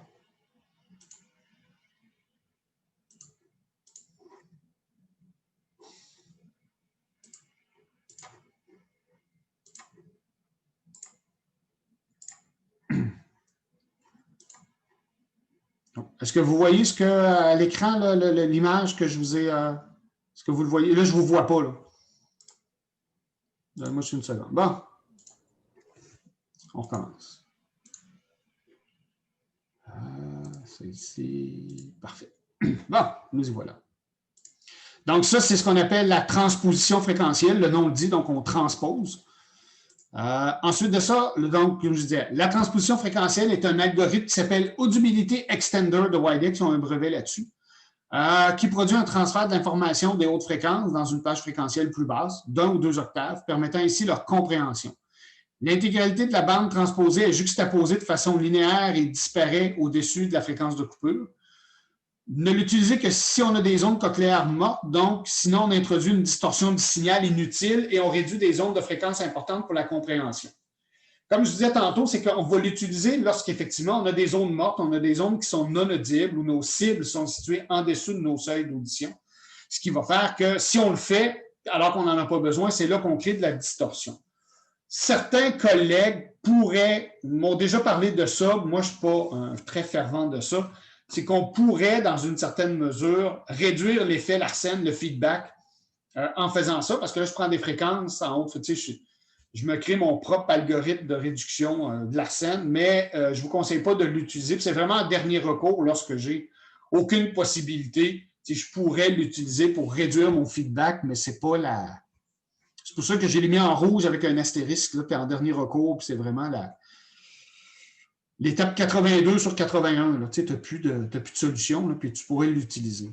Oui, Patrice? Mais c'est quoi la différence avec l'abaissement fréquentiel? On dirait que c'est pareil. Je ne comprends pas ta question, je suis désolé. C'est quoi la différence avec l'abaissement fréquentiel? Qu'est-ce que tu veux dire? La différence entre quoi et quoi? La différence entre la transposition fréquentielle et l'abaissement fréquentiel. L'abaissement fréquentiel, c'est le principe, et dans l'abaissement, tu as la compression, la transposition et la translation. C'est que l'abaissement, c'est le principe général. Et on a 3 façons de faire l'abaissement fréquentiel. Amélie? Baisse ta main. C'est comme si tu étais dans la classe, toujours la main levée comme ça. Non, je t'agace. Non, je vais être sûr que je ne manque pas de questions. Donc, c'est ça, Patrice, c'est pas. La transposition est un principe et fait partie de l'abaissement fréquentiel. Et on a la dernière qui est la translation. Ça, c'est Starkey qui a sorti ça. Donc, chez Starkey, eux autres, c'est un copier-coller.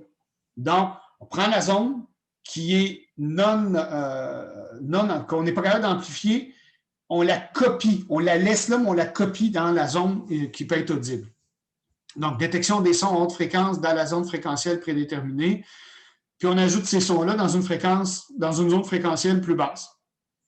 Donc, lorsque présence de son, l'amplification se fait dans la zone fréquentielle déterminée, mais aussi dans la zone inférieure. S'il n'y a aucune énergie qui est détectée, il n'y a aucune translation qui est faite. Pour ça, je dis qu'on a la compression, on a notre coupé-collé, puis ensuite de ça, on a notre donnez-moi juste une seconde. Je ne sais pas pourquoi ils m'appellent, ils savent que j'ai un cours aujourd'hui. Donc, c'est pas. Puis on a le principe de copier-coller chez Starkey. Pardon. Oui, Patrice?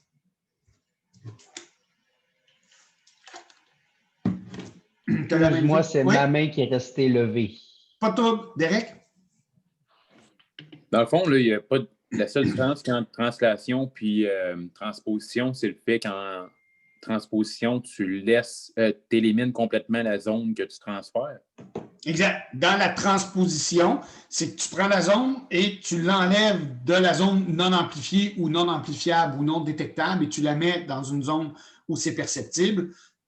Et dans le cas de Starkey, les autres, ils la laissent là, mais ils la copient plus basse. OK, super, merci. C'est la différence. Oui, Jonathan? Y a-t-il un avantage à un versus l'autre? Non. J'ai pas. C'est juste que Starkey voulait faire. Je vais être honnête avec vous autres. C'est que les premiers qui sont arrivés sur le marché, c'était Widex. Mais étant donné que personne ne pouvait copier ce que Widex faisait, fait qu'ils ont sorti la compression fréquentielle. Puis Starkey il a dit, nous autres, on est plus fin, on a trouvé un autre principe, donc ils ont fait la translation, tout simplement. Mais c'est pas, le principe derrière ça, c'est de faire percevoir par le patient la zone sonore qui est non audible, tout simplement. Donc, comme je vous disais, la translation, c'est un système adaptatif. Elle décale uniquement les sons à haute fréquence, accentués, détectés. Exemple, le son S de ça sera dupliqué, mais pas le A. Donc, ainsi, l'énergie du S demeure et est décalée vers une région plus basse. C'est très, très spécifique, là. Je me souviens à l'époque, c'est Darren Jones travaillait pour Starkey à l'époque, et il était venu nous présenter ça, puis c'était très, très axé sur la détection de la parole et de ne pas transiter toute la parole parce que j'ai certains indices sonores qui sont perceptibles déjà dans une zone et de ne pas venir là doubler. Bon, c'était un peu poussé beaucoup trop, là, je vous dirais. Donnez-moi juste une seconde. Ma blonde dit qu'il faut que je l'appelle, mais elle dit « Oups, t'as un cours. » Je ne sais pas. Fait que c'est... Donc, c'est ça. Donc, comme on peut voir, là, ici, c'est le logiciel chez Starkey. Donc, on voit c'est vraiment, on fait un copier-coller de façon spécifique. Par contre,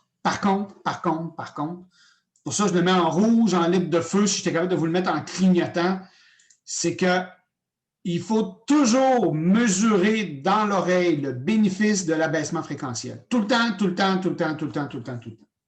Si on ne le mesure pas, et ça, je me suis chicané avec Phonak. Chicané est un bien grand mot. Excusez.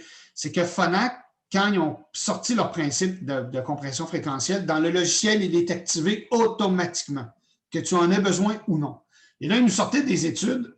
Excusez, voyons.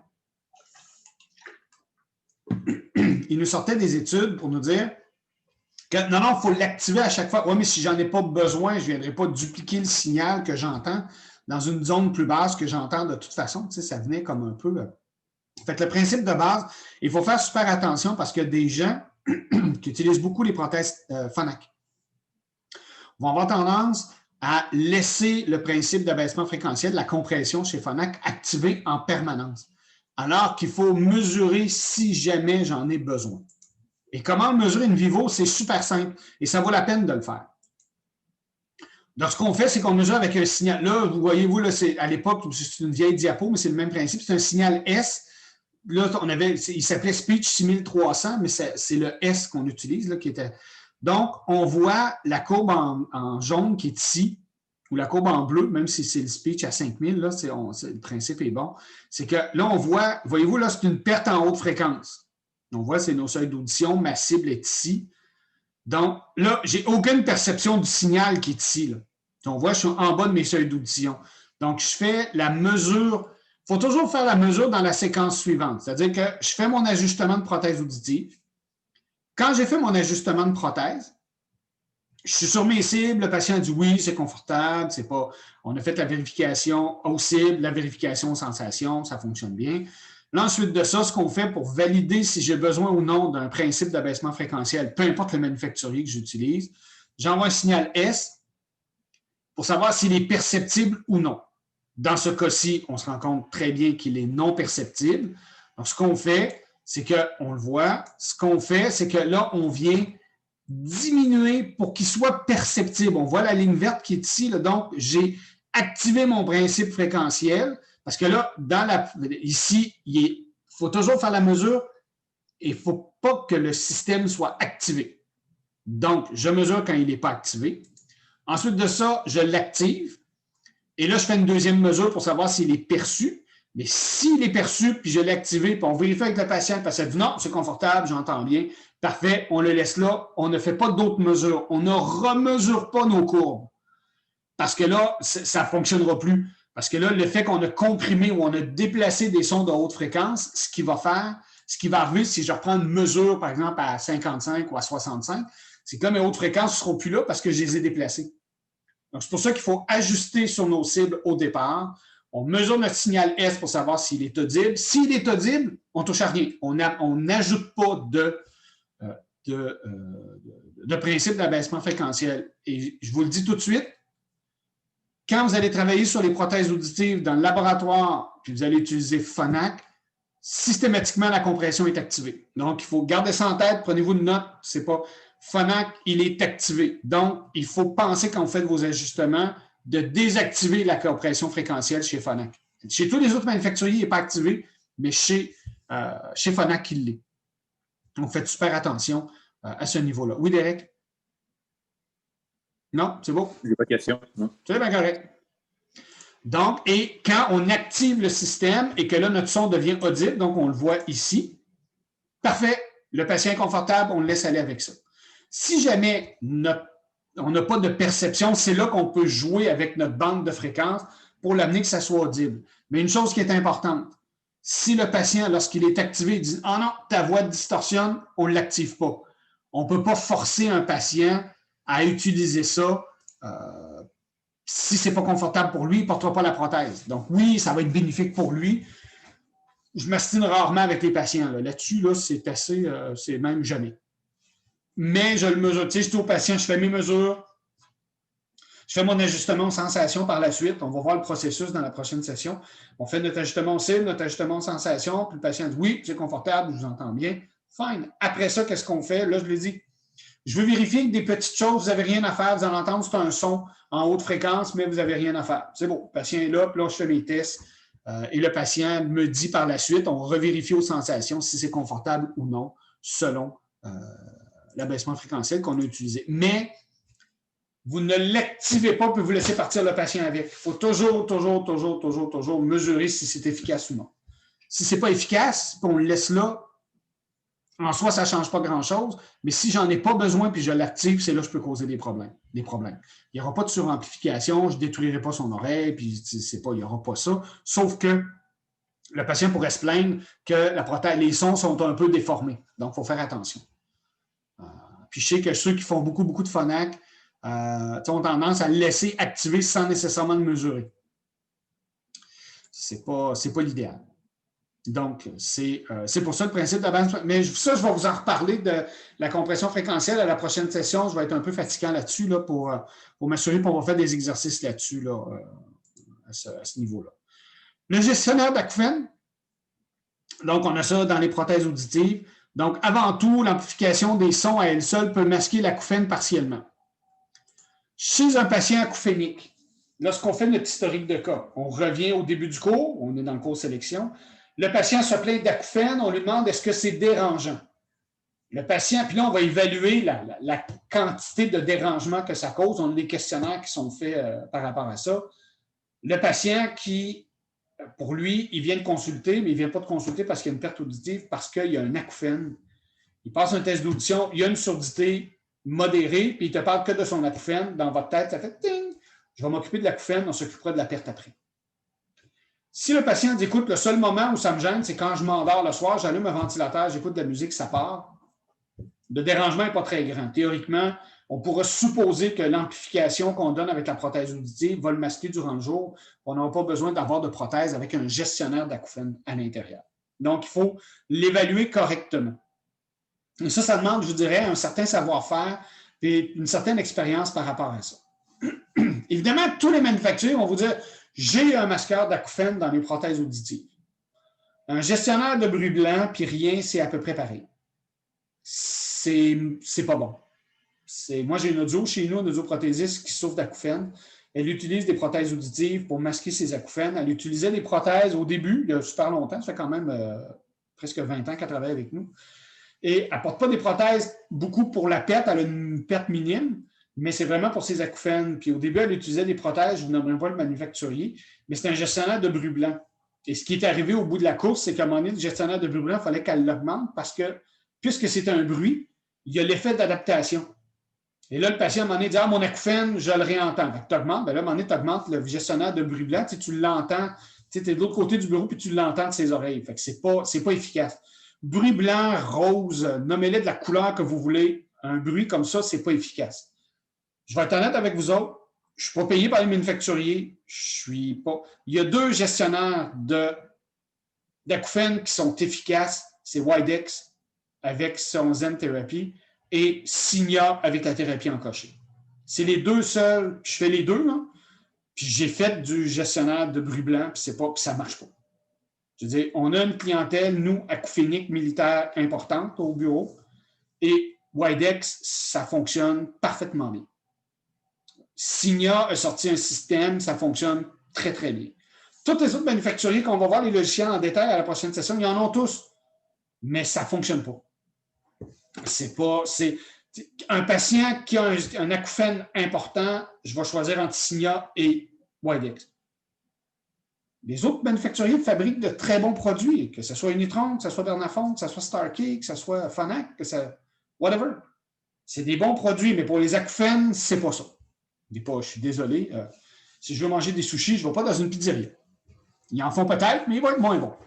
Non, c'est parce qu'on avait un restaurant à Québec qui s'appelle Paparazzi, était spécialisé en cuisine italienne et sushi.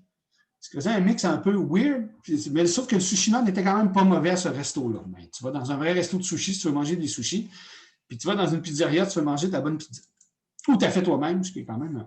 Donc, avant tout, comme je disais, l'amplification des sons à elle seule peut masquer l'acouphène partiellement. C'est moins dérangeant, c'est moins perceptible, donc il faut l'évaluer correctement dans le gestionnaire d'acouphènes. Le counseling, évidemment, occupe une place de choix dans le traitement des acouphènes. Et ça, il y a beaucoup de formations qui se donnent. Widex donne une formation vraiment très, très poussée sur la gestion des acouphènes et la prothèse auditive, c'est un des outils qu'on a. Le counseling en est un qui est très important.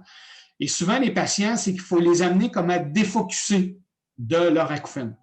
Ça prend du temps, je vais être honnête avec vous autres, lorsqu'on a des patients acouphéniques. Souvent, dans les cas très, très importants, on va utiliser beaucoup les services du centre de réadaptation.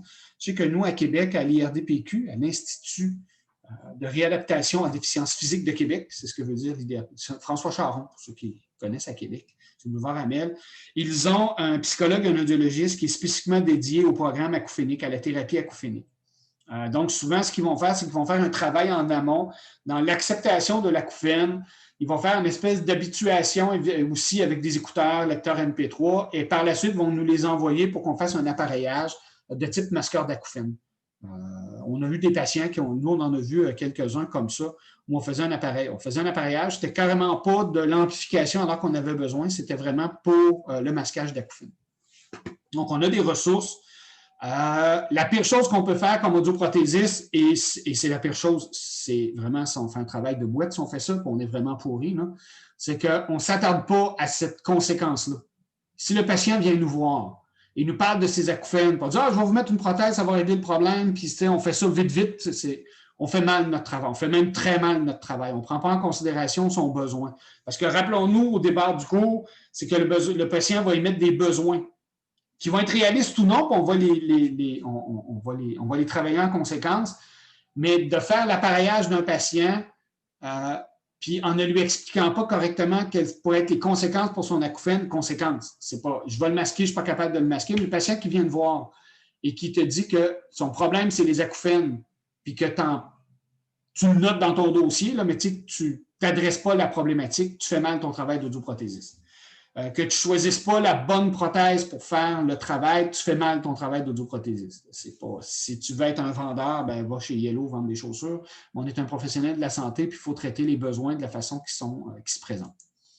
Donc, puis comme je vous dis, je ne travaille pas pour Widex, je ne travaille pas pour Signia. J'utilise à peu près tous les manufacturiers.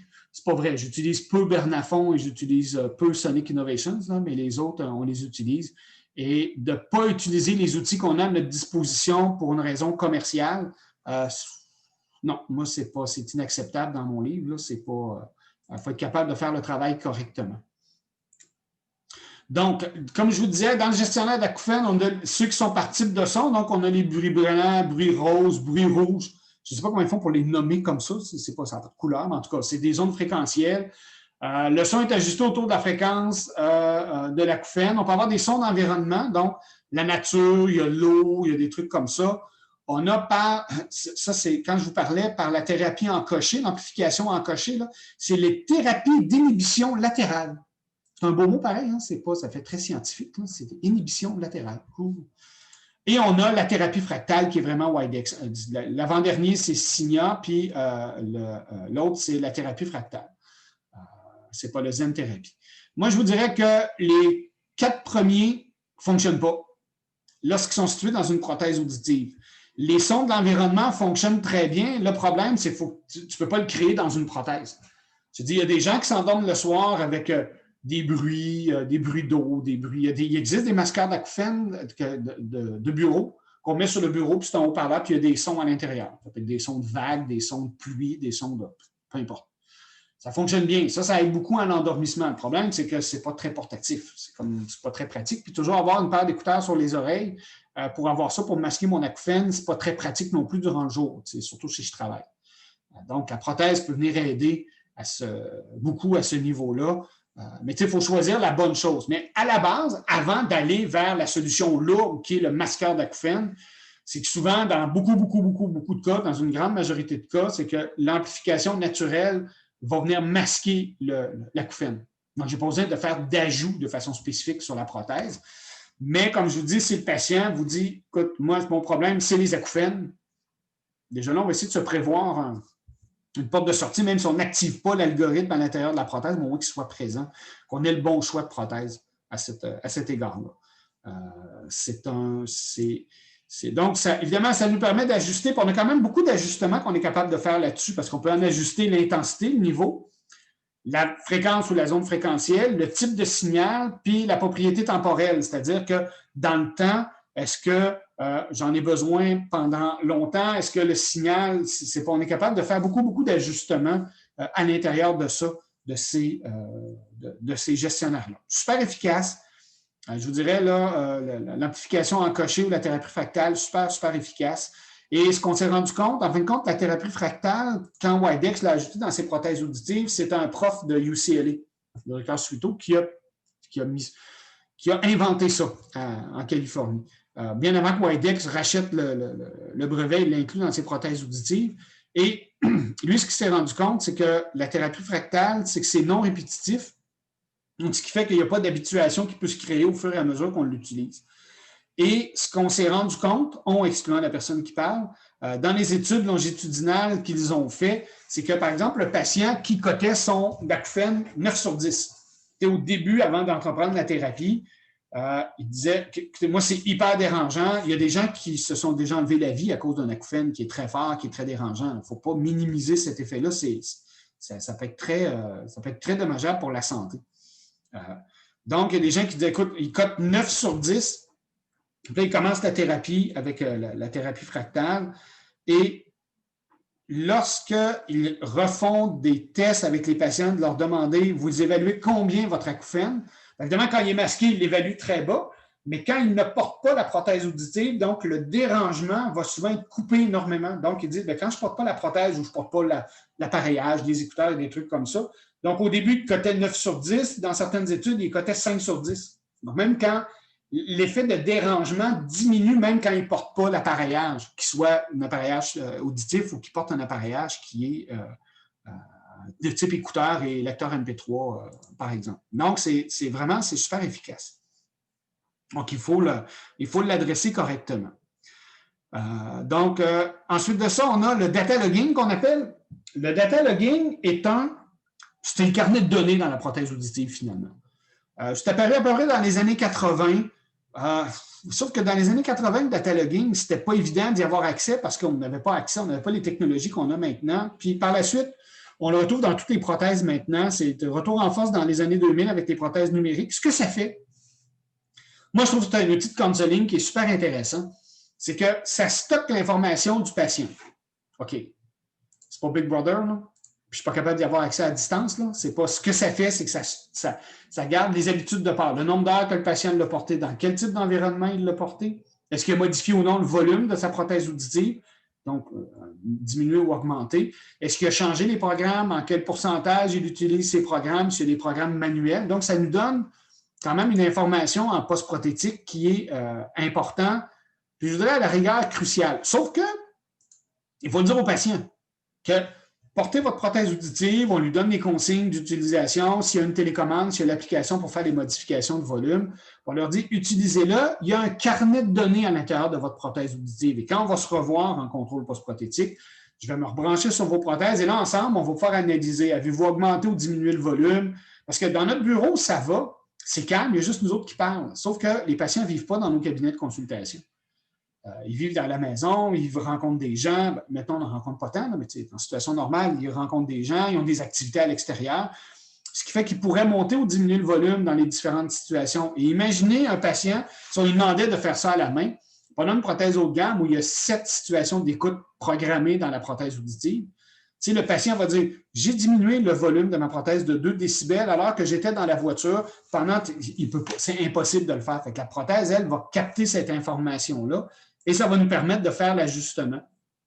Donc, comme je vous disais, ça stocke les habitudes de part, les environnements fréquentés, l'utilisation du volume et l'utilisation des mémoires, donc des programmes supplémentaires qu'on pourra avoir mis à l'intérieur des prothèses.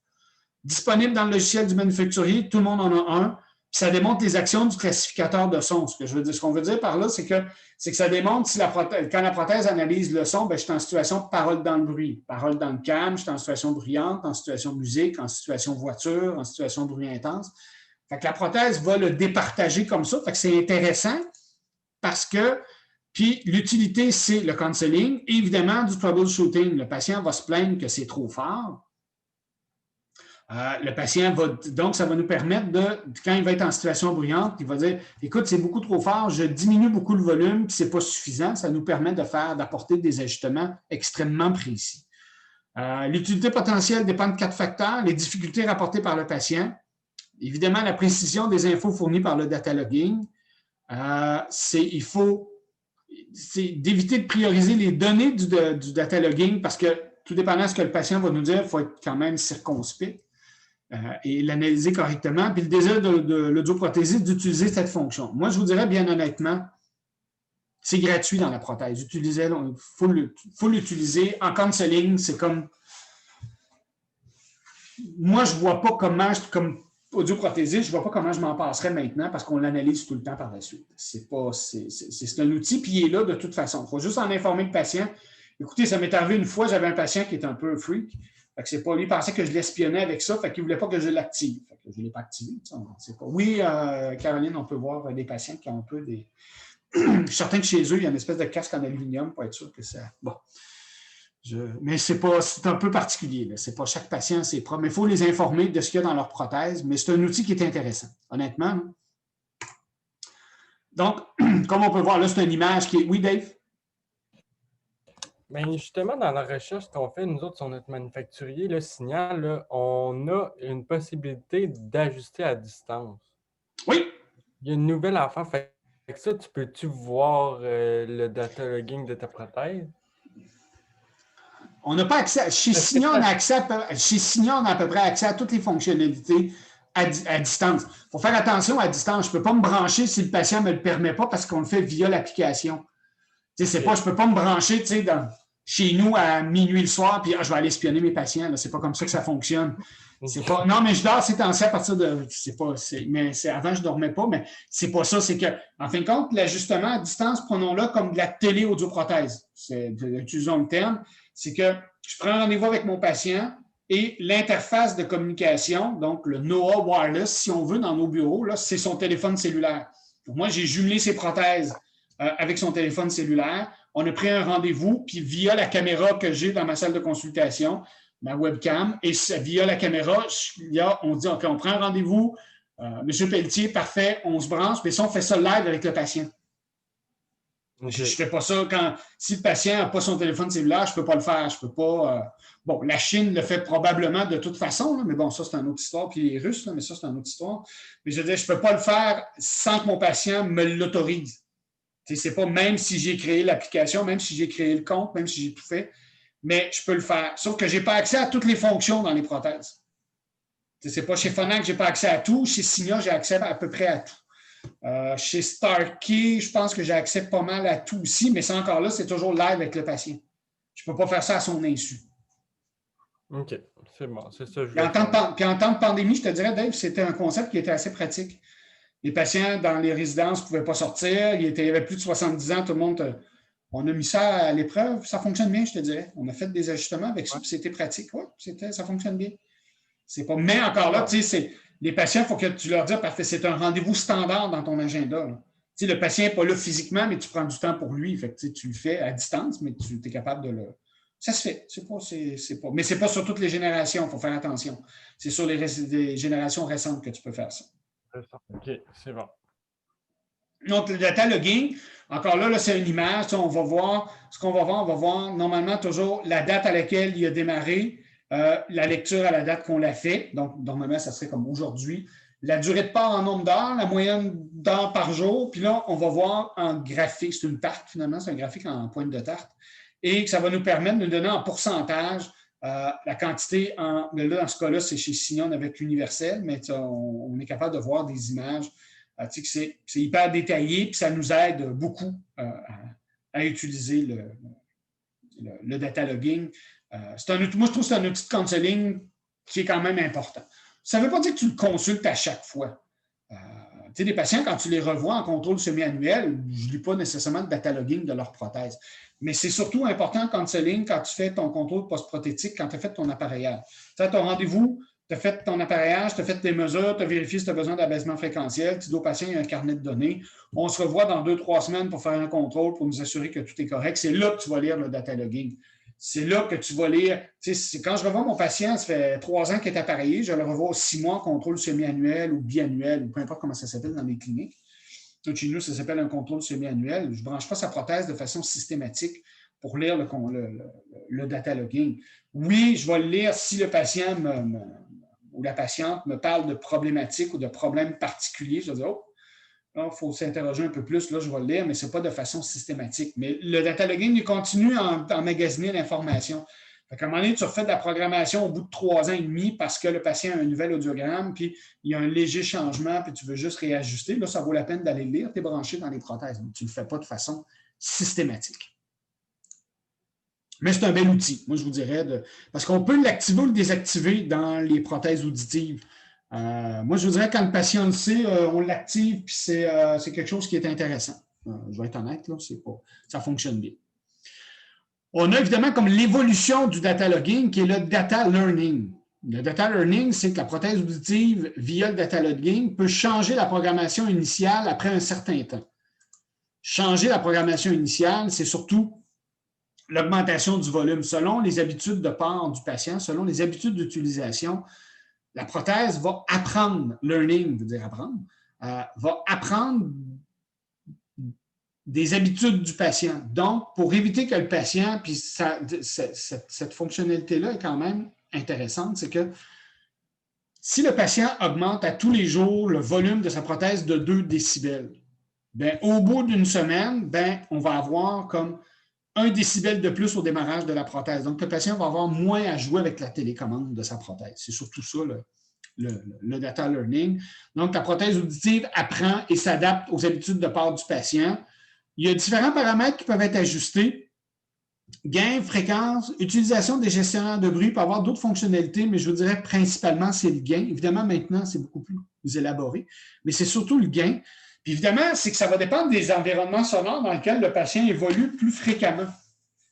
Ici, paroles dans le bruit, paroles dans le calme, musique, juste bruit, confort dans le bruit, par exemple. Donc, le classificateur de son va avoir quand même un travail important à faire à ce niveau-là. Donc, évidemment, c'est basé sur le temps, c'est basé sur l'utilisation que le patient va en faire dans le temps, au bout d'une semaine, 8 jours, 10 jours, 15 jours. Ça va dépendre de l'environnement, le niveau d'entrée de la prothèse, quand le son entre dans la prothèse, évidemment, le gain qui est utilisé. Ça s'enregistre périodiquement parce que ce n'est pas la prothèse, quand on va revoir le patient, quand on va lire le data learning, par exemple, bien là, la prothèse va dire on a fait comment je pourrais dire ça, a fait la modification.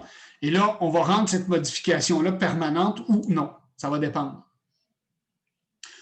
Non, Patrice, le data learning n'est pas standard chez les manufacturiers. Le data logging l'est, mais le data learning, ce n'est pas chez tous les manufacturiers. On l'a chez Signia, ça je le sais parce que ça fait longtemps qu'ils l'ont. Je ne me souviens pas chez quel autre manufacturier ils l'ont, mais chez Signia, oui. D'autres, je ne pourrais pas vous dire, mais ce n'est pas standard chez les manufacturiers. C'est un outil qui est intéressant, mais maintenant, d'autant plus que les patients peuvent faire des modifications importantes avec l'application qu'on peut leur placer dans leur téléphone. Le data learning est peut-être un outil moins pertinent dans les années qui vont venir. Donc, les informations, donc, comme je disais, c'est basé sur l'événement, c'est enregistré périodiquement. Le porteur doit effectuer une action pour que ça soit enregistré, par exemple, le changement de volume. Donc, ça ne se fait pas. Il faut qu'il y ait une action physique qui se fasse. Ce n'est pas la prothèse va analyser, va dire « Ah, il me semble que ça serait bien si c'était comme ça. » Non.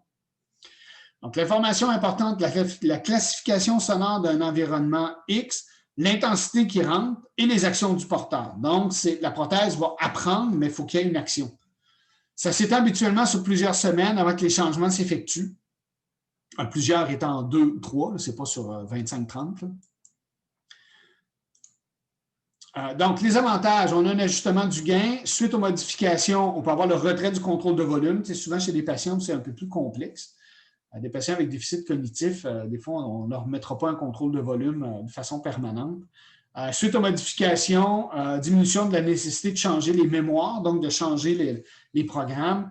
C'est une participation du patient, puis ça amène quand même une diminution des visites en clinique parce que le patient intervient et la prothèse apprend. L'inconvénient, limitation cognitive et physique.